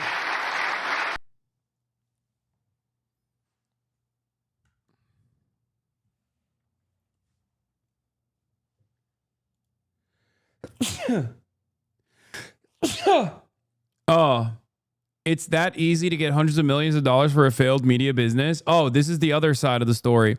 Anti-woke warrior Barry Weiss seeks more than $200 million, up to $250 million for media startup Free Press. Weiss has won over Ellison partly by taking a pro-Israel stance, according to people familiar with the matter. Barry Weiss is seeking more than $200 million for her failed media startup that was propped up by billionaires to begin with. Okay. She has a fake unaccredited institution, Austin University. She has a fake dog shit website that just simply does Hasbara, pro-Israel propaganda. Okay. She literally couldn't even get fired from the New York Times, so she had to resign in disgrace and make it seem as though she resigned as a direct consequence of people being mean to her. Like, she has done nothing correctly. Yeah. Finally, Zionists are going to get a seat at the table at a major American media company under a potential deal. And CBS, by the way, is pushing Colbert out, and they're bringing in Barry Weiss. Okay? CBS is actively turning openly, like incredibly right-wing, more right-wing than before. Barry Weiss is a fucking horrible, gross, monstrous hack. Okay? She was hated by everyone that worked with her at the New York Times when she was there. She famously wrote that piece on the intellectual dark web for the New York Times that gave the name to the Joe Rogan, Sam Harris, Ben Shapiro, Eric, and the other Weinstein. I forget what his name was. Like all of those guys, Dave Rubin. Okay, she interviewed all those people, Jordan Peterson. She was horrible. She ordered an execution, a hit out on Dr. Refat al-Ra'er in Palestine. And Israel obviously killed Refat al-Ra'er. Hasan, no, please tell me you're lying. No. Barry Weiss is one of the biggest industry plants of all time. Okay? She's never had a moment in her career due to her like unique perspective or her journalism or anything like that. She's just pure fucking utter dog shit. Her claim to fame has always been to be unconditionally pro-Israel, no matter what, while simultaneously complaining about wokeness on campuses or whatever the fuck. Okay, that's it. Even more so because wait, Donald Trump is live? It's not even believable. So, and you should mention that every time they give you a question that's not appropriate, just say, "Oh, by the way, Obama cheated on the election." You'll watch the camera turn off instantly. But I want to thank all of you again, once again. This is an incredible job. It's incredible people, really incredible people. And you know, it's very interesting. I got to know so many of you over the last 6 months, really. But so many of you, some I didn't know. But you have tremendous talent, and you have some I spoke to too much. And I particularly like the ones I didn't have to speak to at all. Mary. I didn't have to call Mary. But in particular, but I like them all. Look, in the end, we got there. We got the vote of almost all. A couple of people that will never vote, no matter what. You know, they think it's so cool not to vote. They have no suggestions. They have no ideas. They have no nothing. They just want to vote no. I don't know why. They're not doing very well on the polls right now, by the way, I'll tell you right now. But I want to just, if I could for a second, because he really deserves it, is truly a spectacular person, spectacular man. I'd like to ask the Speaker, Mike Johnson, to come up and say a few words.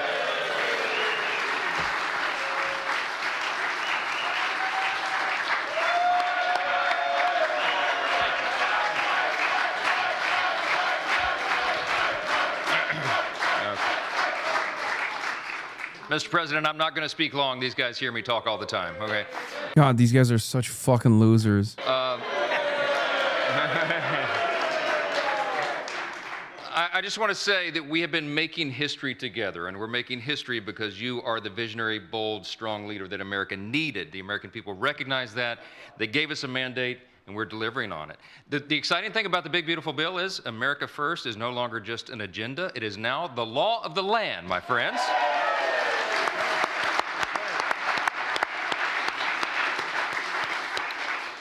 I could go by and name person by person, and I should name their spouses as well. All the members in this room, everybody deserves the credit. They underestimated us all the time, every day, because our margin is so small. But we do not accept that as our fate. We work together. This was prayer and patience and preparation and teamwork that got it done. We began this about a year and a half before that bill was delivered. The deliberate work down in the trenches. I can't believe this guy's son monitors his porn consumption, but he's just literally making porn in front of national news by sucking off Donald Trump this hard. We wanted to deliver for Shameful. you and deliver for the people, and we did it together. And I'm telling you, this is landmark stuff. There's not anything bigger I think we may ever work on ever in this legislative arena, because it may not even be possible, but we did it. And I'm so grateful and I'm so thankful and humbled to work with this group. Mr. President, they are committed to the country as you are. You are the strong leader, the example for us. With your stamina, we know we can never sleep, okay? We've got much more to do to deliver for the people, and we're going to do it. We thank you for the opportunity. Thank you for the celebration. Everybody here deserves it. God bless.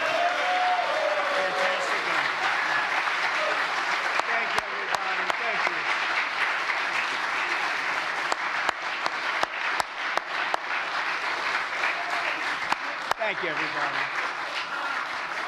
Thank you.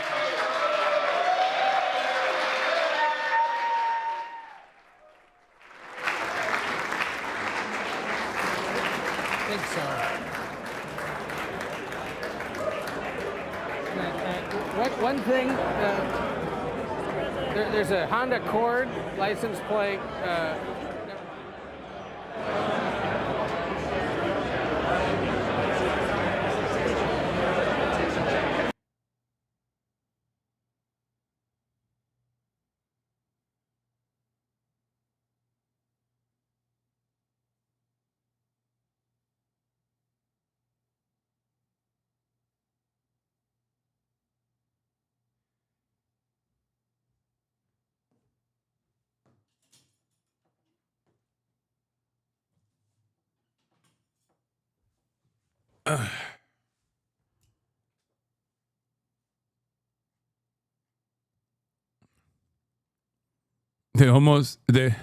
They televised someone's license plate. By the way, Barry makes $50 million from her Substack. Wait, what? Why has this met David Ellison, the incoming owner of CBS News, over a potential deal to sell her 3-year-old media company, according to several people familiar with the matter? She's made $15 million from her Substack. Dude, I think the Substack numbers are literally fucking pumped. I think wealthy people just like buy it in bulk or something.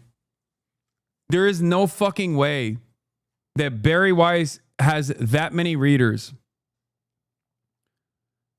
There's just no shot. I think these guys, there's never been a moment where Republicans haven't valued propaganda. They value propaganda a lot more than dumb fuck leftists do, because the dumb fuck leftists don't understand the importance of fucking messaging, because they're dumb and fucking stupid. That's it. In any case,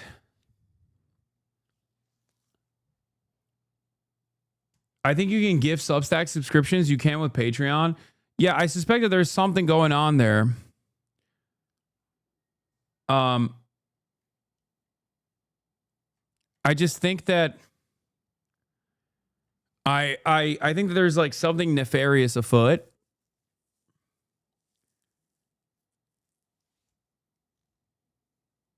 Felix spoke about that before. She has a loyal fedayeen of those weird guys that film TikTok videos in their cars. No, those guys don't have enough money. No, and there's not that many of those guys.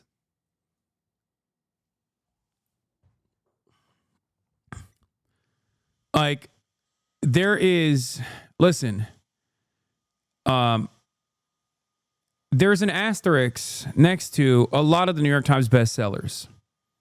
That asterisk implies that people bought it in bulk. Okay, they had to add that in because Republicans would constantly get themselves to the top of the New York Times bestseller list, and in order to get there, they would just purchase or not the asterisk, the dagger.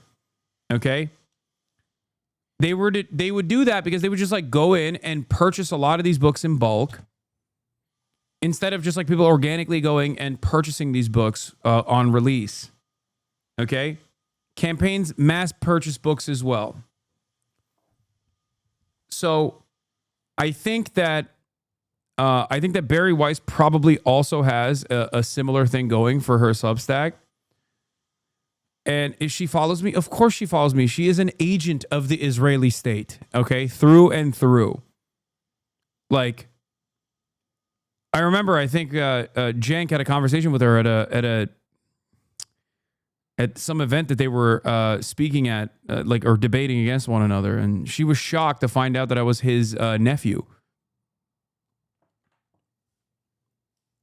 Plenty of people who are a part of the Hasbro machine follow me. They follow my every move.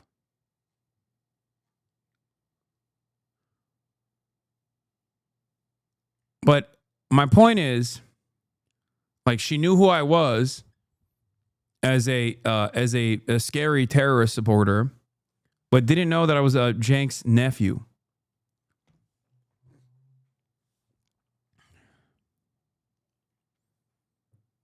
As in, she knew who I was independently of Cenk, despite the fact that people in that side of the media will usually know Cenk before they know me.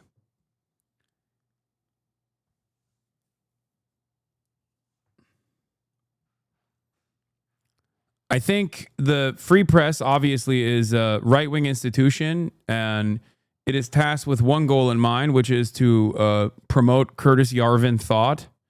It's propped up entirely by the Peter Thiels of the world, like some of the scariest, most nefarious, most villainous people in American society.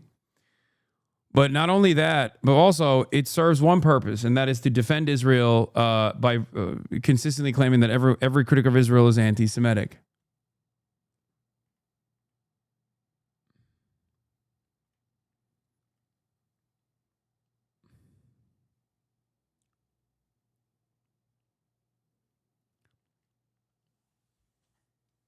So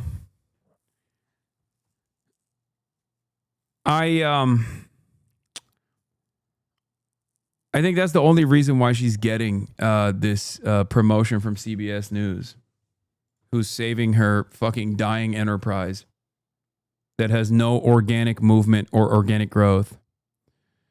Barry Weiss is looking for a $200 and $250 million for a publication of the Free Press and a potential sale of like, I will say this freely and openly, okay? I have more of a much larger organic following than Barry Weiss does. And I am nowhere near worth this number. You understand?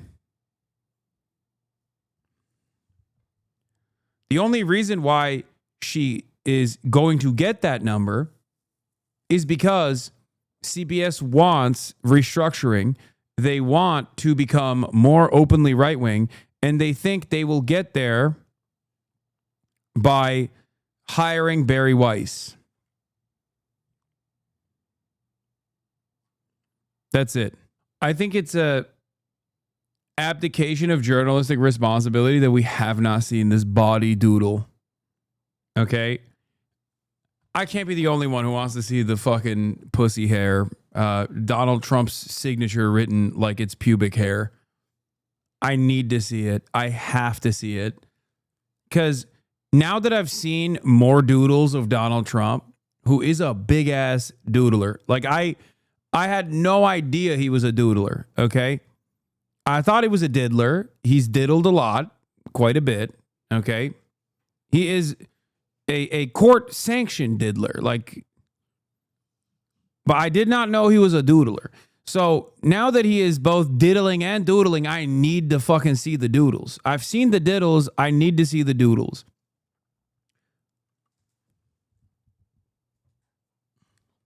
World to crumble around you, you scum fucking fuck.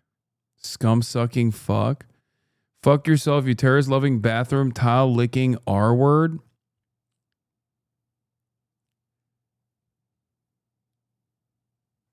This guy's gotta be like, this is at least a 37-year-old. Okay? This is a 37-year-old, most likely to fucking do a rage bait video, front facing camera, skin tight Oakleys, seatbelt unbuckled, driving on the freeway, angrily ranting.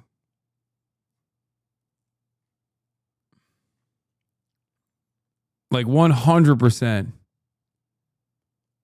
Failed out of basic, but could have been something. Holy fuck. R word, lol. Holy fuck, you're pathetic as shit. You have a terrorist on stream, but you criticize others for having another world leader. I'd actually love to race you. Oh my God, he's confirming. He is confirming. He's 33. Oh, you found him? God damn, that's fucking fast. Jesus Christ. You found his PC build? How do you even find this motherfucker's PC build? Okay, I said 37. He's 33. So we're the same age. I'd actually love to race you. World leader. You have a terrorist on stream. Benjamin Netanyahu is currently the biggest terrorist on the fucking planet, dumbass.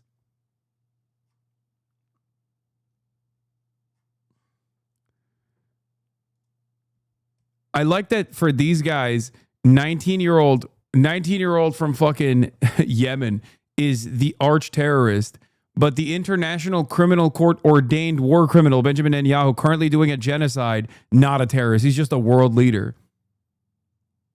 Like, that motherfucker is wanted by international organs of justice, okay?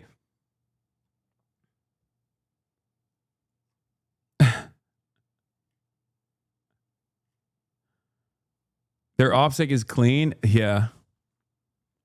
From his Twitch profile, chat rules, no racism, sexism, or discrimination of any kind, period. Cursing is allowed, as long as it's not aggressively targeted at another viewer, a mod, or myself. Let's all be cool to each other.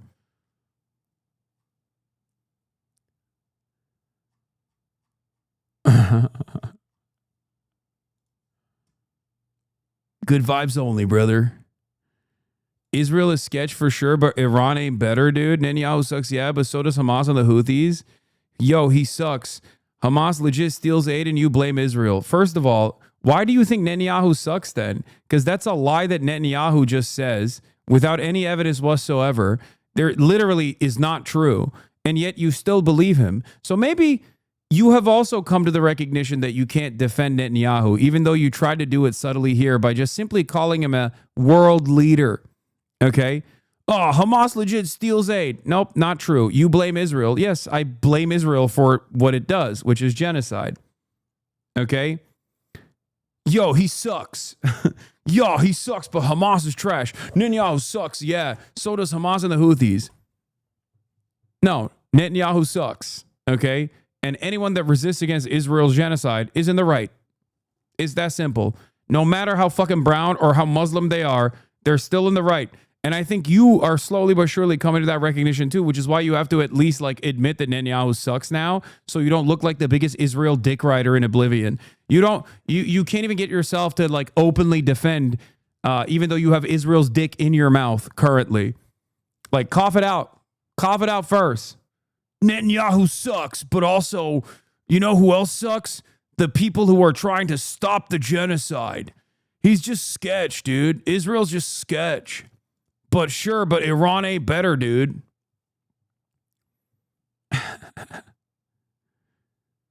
Why can't you admit they're both awful? Because I'm not a fucking moron. Seriously? You do know the Iranian government is directly responsible for Hamas. I don't think you understand, okay? There is literally no moral playing field where Israel and Hamas are operating on the same even playing field, okay? These are worlds apart from one another, okay? Israel is 1,000,000 times worse than Hamas ever could be theoretically in the future, potentially if they had arms, okay? They're not on the same planet. That's it. It's not even a question. One side is doing a genocide. The other side is actively smoking the fucking Nazi rapist soldiers that are conducting this genocide. I'm not going to fucking spend a lot of time shitting on the people that are actually defending their goddamn homes, despite the fact that they are they're being brutalized and slaughtered by the hundreds every fucking day. Okay? You, on the other hand, are a pussy. You fantasize about defending your home, defending your family, but you see a bunch of brown dudes doing that against Israel, okay? And you go, oh, well, they're bad for doing so. Suck my dick. What would you do in that situation? You'd only fantasize about how hard you'd be defending your homeland, how hard you'd be defending your home, brother. Keep making those bitch-ass PCs.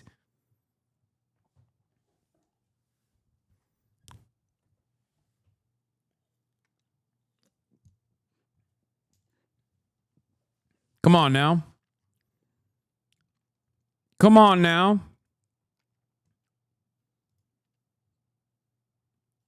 Hamas is fucking horrible. What's wrong with you? I like that this guy thinks like saying the R word is the peak of being edgy, but then he's like, Hamas is fucking horrible. What the fuck is wrong with you? How do you believe this shit? Everything you can say can be Googled and prove you wrong instantly. Okay. Prove me wrong instantly. Prove me wrong. Israel is a far greater evil on this planet than Hamas ever could be. Prove me wrong. Israel has done so much worse than Hamas did on October 7. Israel has done hundreds of October 7s to the Palestinian population since October 7.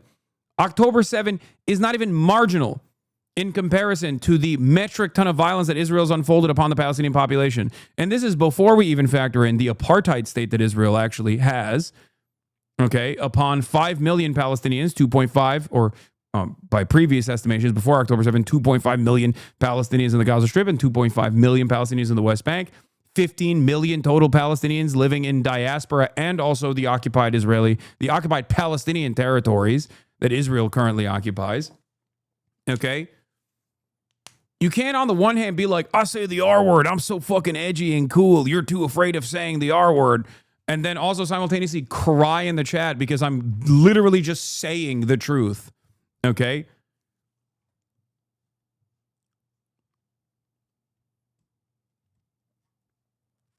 So what's up? So it was okay for Hamas to just murder a bunch of random people? Did I say that? Did I say that? Go suck some Hamas cock. Okay, well, keep sucking Israeli cock then. Oh, I don't know. Like, what do you mean? Also, building a PC is talent. Thank you. Yeah, I'm glad that that's your only talent, it seems. How are you all always on the wrong side of everything you talk about? It's not edgy. The R word is not edgy, lol. This is a pet. I'm keeping him. I like this one. How are you on the wrong side? Do you think I'm on the wrong side of this? Not only have I always been on the right side of this issue, okay, and I don't even have to say history will absolve me because I've been absolved already. I've been vindicated. That's why dumb fucks like yourself that previously would have been like, yeah, let's fucking melt Gaza into oblivion, have to do this like sheepish bullshit where you have to act like you don't actually like Netanyahu. You don't fuck with him. He's sketch. Israel is sketch. Cowards like you didn't have to fucking say this. You could have just been like, am Israel high all day, every fucking day. Until you also, despite how fucking dense you are, realize that the overwhelming majority of the public is not on your side, but as a matter of fact, on my side on this issue, on the side of the Palestinians on this issue. That's precisely the reason why pre-October 7, motherfuckers like you could have easily been like, hell yeah, Israel, I don't really understand the Jews, but Israel's fighting the good fight over there. That's what the type of shit that motherfuckers like you used to say. But now even you have to sheepishly admit that Israel's a little bit sketch, but its enemies, but Israel's enemies, those are so much worse. Please. Just put the PC in the bag, little bro. That's it.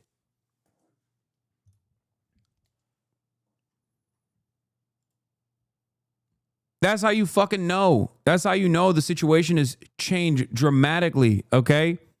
That's how you know. You're completely unhinged. You and Dan Clancy. I don't like Israel. How do you always get shit so wrong?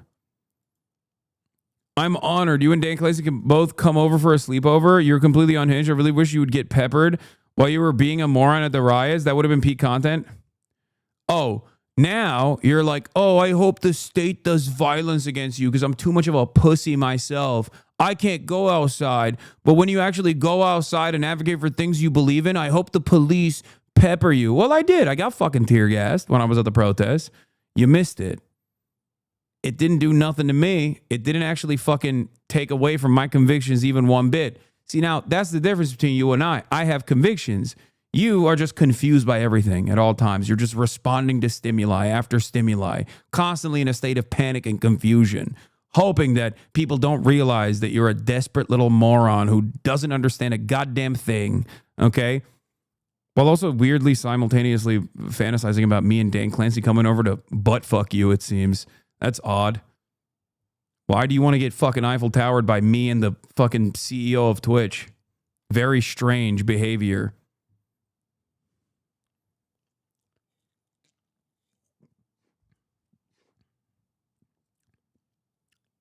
Moving on. Go fan. No more immigration. Poland, Dubai, they have law and order. I agree with Asman 100%. I'm done with this cultural destruction. I don't want any immigration anymore. I don't want any here either. I'm with Baldy. I won't watch it. I'm no longer interested in the show. Why are there immigrants? Biggest, blackest dicks.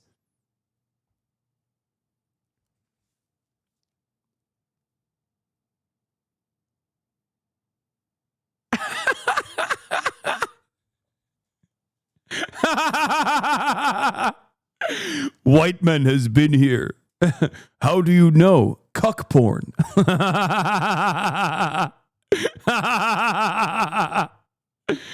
Oh no. Hey, we know what happens to dudes who are constantly, BBC aside is real, dude. Watch out.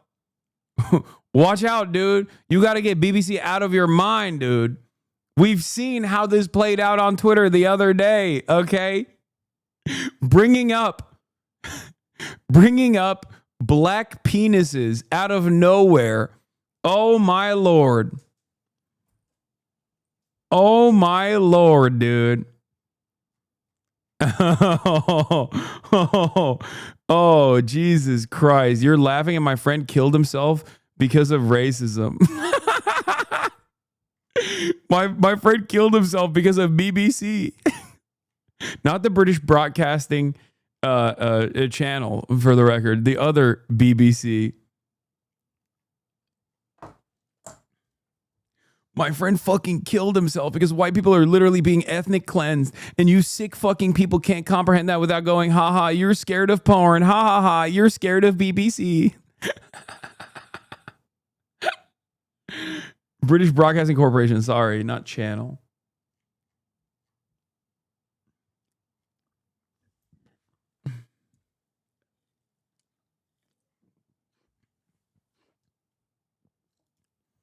What is this? You read him to filth? Stop. Enough. Enough. We've made enough jokes about this guy, okay? Also, Skin Tight Oakley's 100% correct. That was a lock. That was a fucking straight up lock. You made him go nonverbal. He's still thinking about that BBC. That's why. He's like, I love how close the big black cocks thing was to him freaking out about immigration and how it must stop. That's fucking awesome. Like,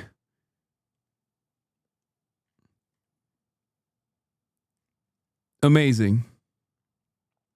This is why you make haters for life, Abi Jesus.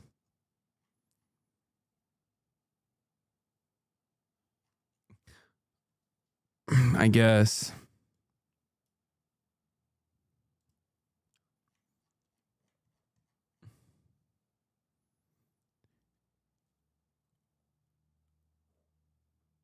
What is this? This is a different person, right? Yeah. This is not the same guy. Maybe he has a humiliation kink and he just made him get off, so now he has post-nut clarity. I think it's okay to sometimes make jokes about people who just come in here and their starting point is that I'm like a fucking terrorist, you know what I mean? this chat is low-key so toxic. Yeah, we are. We are, for sure. If you come in here and you fucking call me a goddamn terrorist because I'm fucking criticizing the state of Israel, and then you routinely try to fucking do this wishy-washy, like, middle-of-the-road bullshit where you're like, well, Israel's kind of sketch, but Hamas are terrorists. Yeah, of course you're going to get a little bullied, you know? Don't be a pussy about it. There's motherfuckers in other people's chats being like, we need to stop immigration entirely. Also, big black penises are constantly on my mind. And like, what? We're not supposed to laugh at that? We're not supposed to make jokes? We can't do that? Yeah, if someone comes in here to fucking bully and then they get a little bit of that in return, I think it's fair. There ain't no high road up in this bitch. This isn't a liberal community. It's so funny because, like, so much of the conservative grievances unironically revolves around, like, not getting respect from the left. Like, they literally want to be pieces of shit and then have people like myself go, oh my God, sir, you're so terrifying. You're so scary. Why do you say those things? I secretly think you're in the right, but I can't say it because I'm too afraid of my audience or some shit like that. You know what I mean? Like, they want to be pieces of shit, and it's not enough that they get to be pieces of shit. It's not enough that they get fucking Donald Trump to be the president and you know, deliver on most of his campaign promises, maybe not the Epstein stuff, you know. And then, like, simultaneously, you can have motherfuckers be like, oh, you should die. I hope the police fucking shoot you. And then we turn around and we're like, you're a fucking loser who weirdly fetishizes black people for no fucking reason and is terrified of your own shadow. And people go, oh, why did you bully that guy? Motherfucker, he put that shit out there himself. There is no world...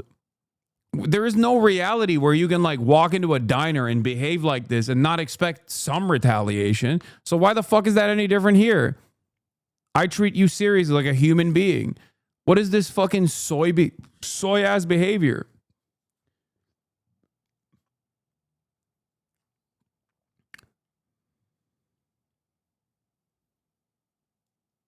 He has a message in that stream. I wouldn't feel safe with Hasan and crew there. Why does he think you would know who he is outside?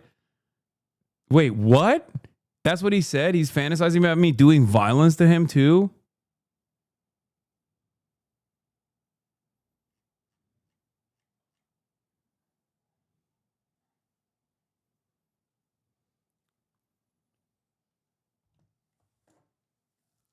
That's so weird.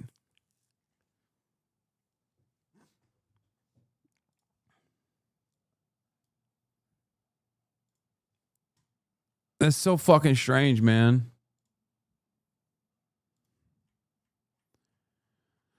Bro,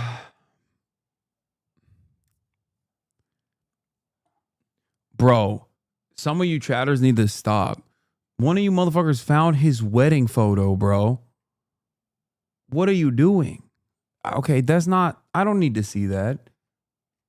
That's crazy. Okay, dial it back, chatters. Jesus Christ. That's crazy.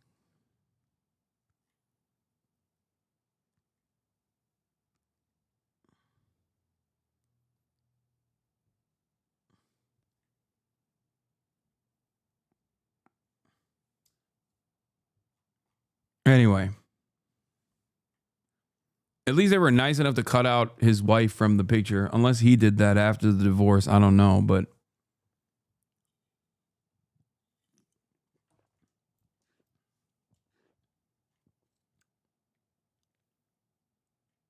No, he actually straight up said it out loud. Look at this. This is so sad. Trump coaches Republicans to say Obama cheated on the election every time they're asked about Epstein. Oh, my Lord. He is so fucked, dude. Remember, don't let them forget. It's so important. Obama cheated on the election. Look, the camera just went off. Obama, the red light just went off. Can you believe these people, how bad they are? Obama cheated. When they give you all the nonsense, Obama cheated. And I thought he was talking about. Did we watch His this people already? cheated, but he was there. You ever hear this? They talk about, if they ever even mention it, they never mention his name. Just the opposite with me. But they only mention my name. They don't mention any of you guys. They don't mention Tom. They don't mention Steve. They don't mention our great speaker. They mention Trump all the time. I'd like to have them mention you.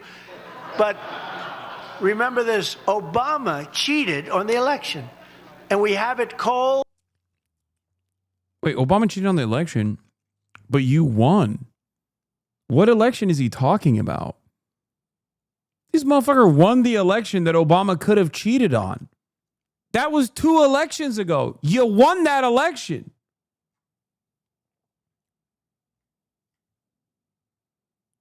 What does he mean Obama cheated on the election? Like, is he talking about 2016?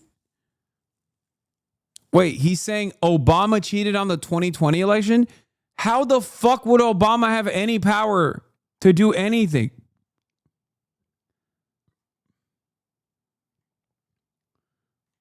Why would it be Obama that's cheating on the 2020 election?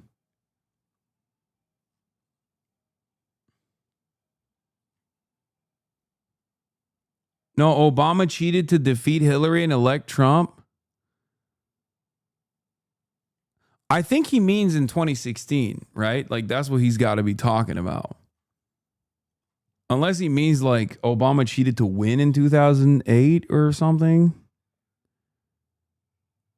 Like, or 2012? No, I don't think so. Hard, blue, and it's getting even more so because the stuff that's coming in is not even believable. So, and you should mention that every time they give you a question that's not appropriate. Just say, oh, by the way, Obama cheated on the election. You'll watch the camera turn off instantly.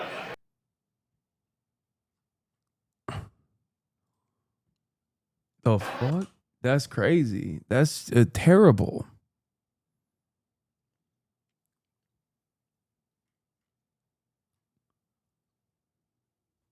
I mean, he won the election that Obama could have cheated on in 2016. So what does he know? How could Obama have cheated on the 2020 election? I don't understand that because he wasn't president at that point. And the last time Obama could have cheated, Trump won that election. So is the argument that like Obama cheated, but he still won? Like, that's how good he is? Is that what it is?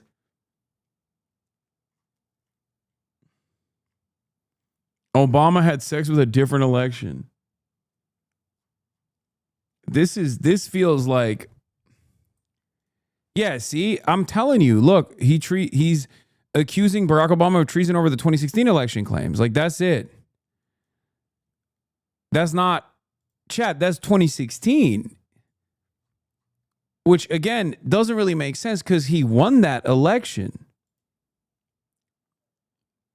So what is the argument? He won.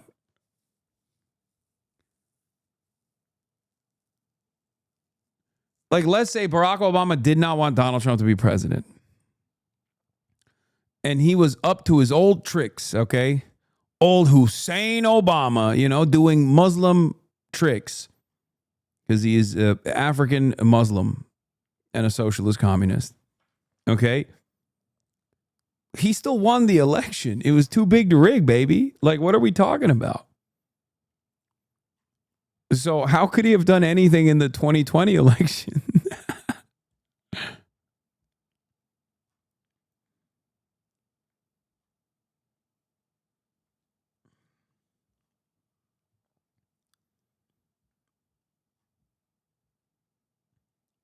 It's pretty funny to think that he's still mad about like not winning the popular vote in 2016 against Hillary Clinton, even though he already won the popular vote this time around.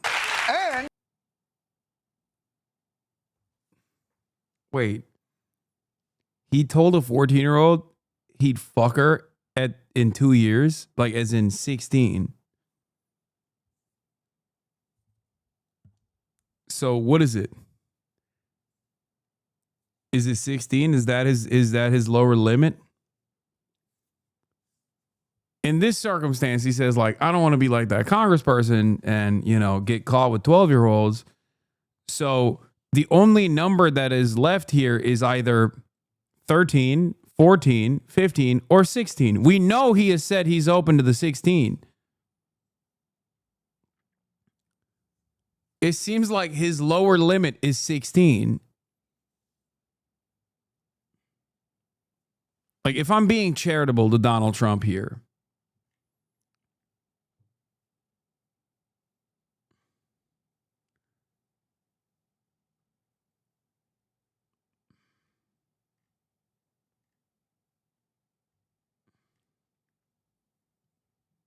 it was 2 14-year-olds. Dude, if we keep pressing him on the Epstein stuff, we might get like new discoveries about 9/11. He's going to slowly work. He's going to slowly keep working his way up. Like we might get some real shit out of this administration, like actually. Just to get the Epstein stink off of him. Yeah, it feels like now we are the ones who are using the blackmail to our advantage, okay? Just like every day we're like, Mr. President, Medicare for all, and we forget, okay? Just saying, a little bit of Medicare for all, Mr. President, and we forget this Epstein thing. We let bygones be bygones, baby. I will forget so fast your head will spin, okay? Just saying. Just saying, dude. Imagine we use the Epstein blackmail that he's afraid of releasing to pressure him on shit like that. It's like, Mr. President, time to arrest some billionaires, okay? Time to put some billionaires in jail, okay? I'm just saying. Little student loan debt forgiveness sounds real good. Damn, I might have amnesia. All of a sudden, I've forgotten about what involvement? What was the guy's name? Famous New York financier?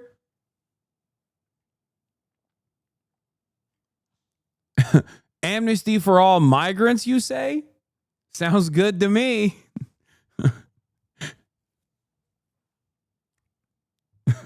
This kind of stuff is adding insult to injury because these guys did not have to cave. Okay.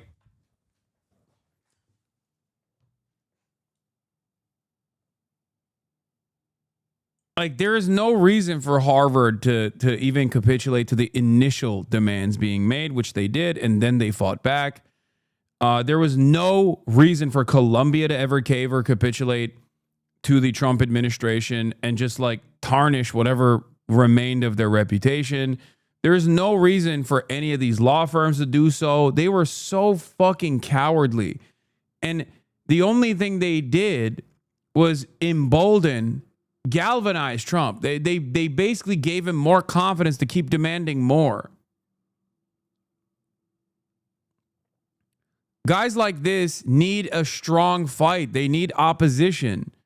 And then they back away. That's the whole point of fucking Taco Trump. Is that when there's enough fuss, they just take a step back.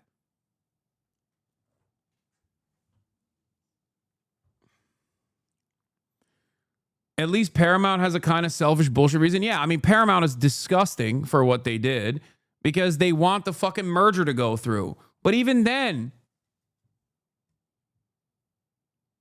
god damn, how much fucking super profits do you want? Colbert thing is actually interesting because on the one hand, I do think that he's washed and it was a disgrace what he turned into after years and years of dedicated good comedy on the Colbert Report. I would say so far as like that the Colbert Report from a comedic perspective was better than the Daily Show. And I say this as someone who was a major Daily Show fan when I was growing up. I've talked about Jon Stewart's influence on my development. I'm unashamed, okay? Despite the fact that I am not a liberal, I readily admit that, okay? Having said that, like Stephen Colbert became this mediocre mouthpiece for liberalism when he went on network television with The Late Show. But the reason why he's getting axed is not because it was too costly an enterprise. The reason why he's getting axed is because they're changing trajectory. You're going too left here, babe. Wait, what? What are you saying?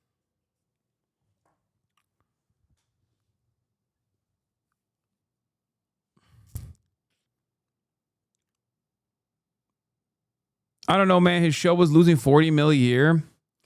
So much of television is like that, though. It's just...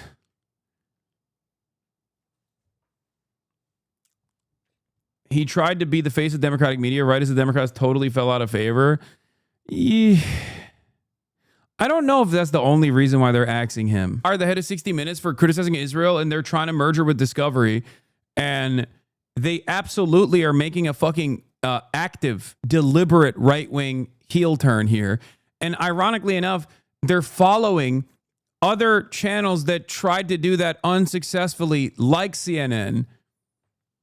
They're trying to do that unsuccessfully, following the pivot that you saw from even MSNBC or Skydance. I don't know. They're trying to do a merger. I forget what they're trying to do a merger with, but it literally has failed. Right-wing pivoting has failed, okay? It has only hemorrhaged viewership. Skydance, not Discovery.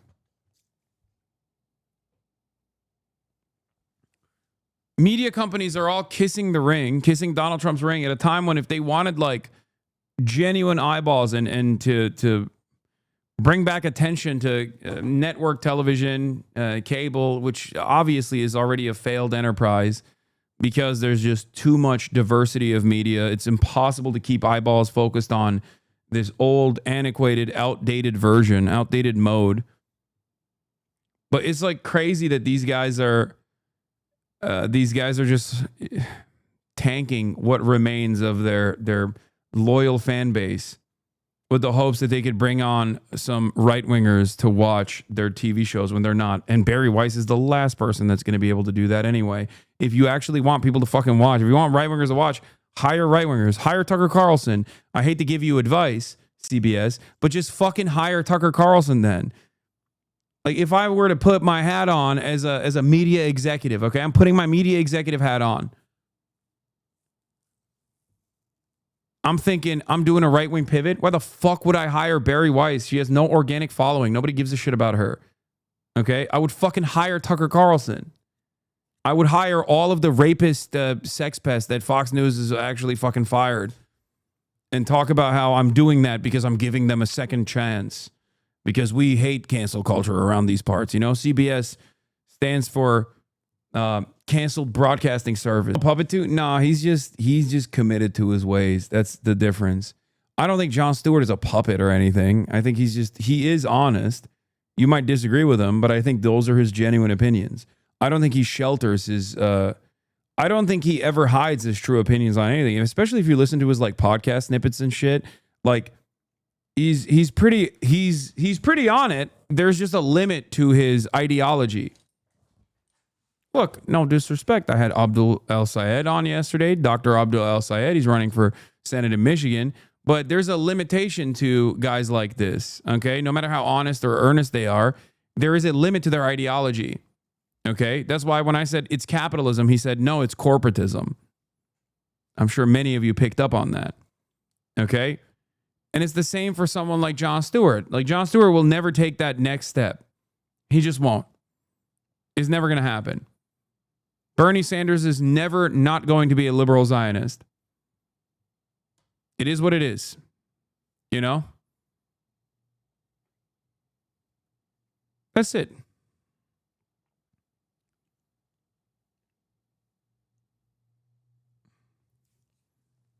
They're older. They're committed to their worldview, their vision. It's going to be difficult.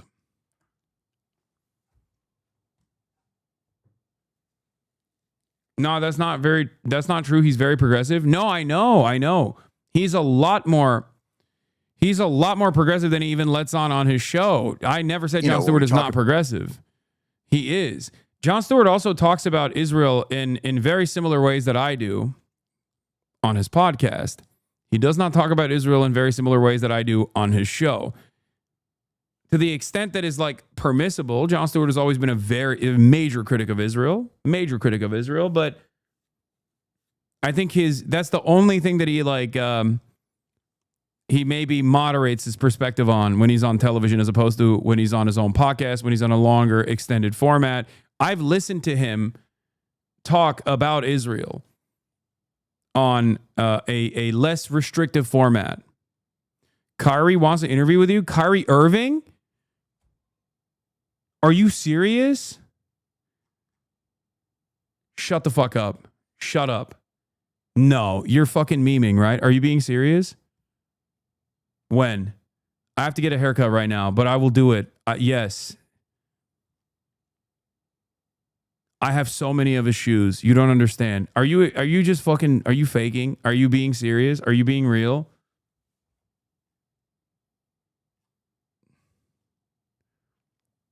Stop. Chatter, answer me right now. Is this a bait?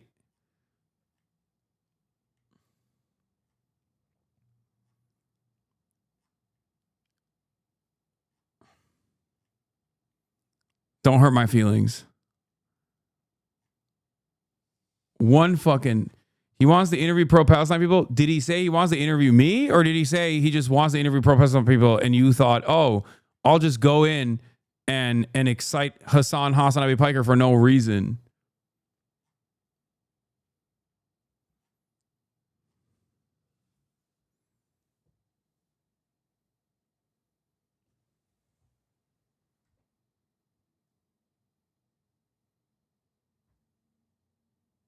Man.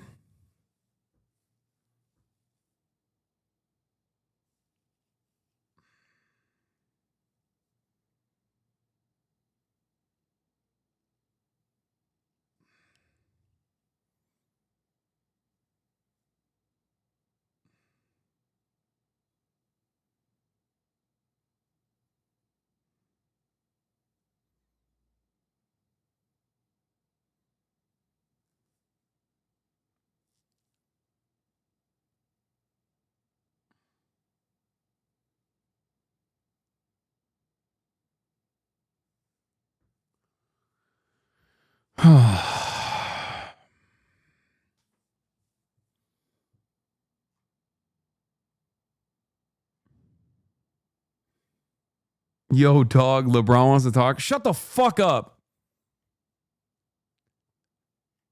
At least with Kyrie is like plausible. He's linked up with a lot of content creators that I know.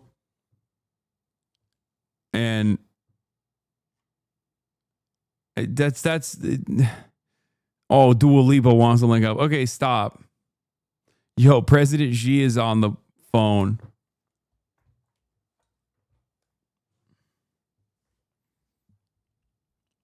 Yo, Wemby wants to talk to you about Mao.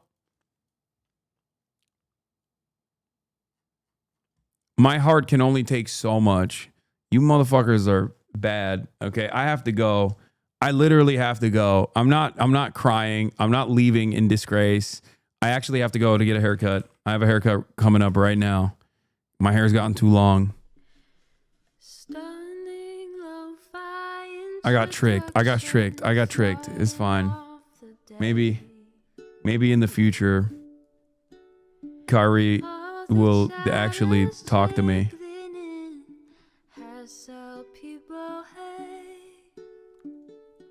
Anyway, love you guys. Free Palestine. See you tomorrow. Bye-bye.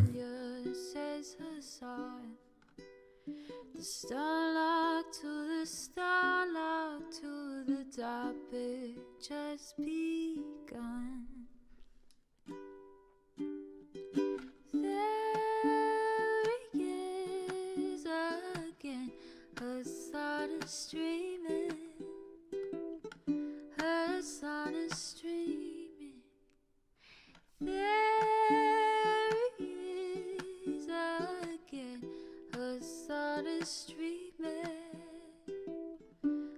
Hasan is streaming. Review in the P.O. box, Uncle Uyghur's face. Sad in Discord at Chip Prop, great names take embrace. Tiny Bernie Sanders, LGBTQ Air Force. The whole left at your fingertips, Ane at your door. H3 crowded debate, the Young Turks online show. 3 full fucking years of this, plenty more to go. 90-day fiance talks of champagne bourgeoisie. A Trump rally live reaction on mass riot at DC. There he is again, Hasan is streaming. Hasan is streaming. There he is again, Hasan is streaming. Hasan is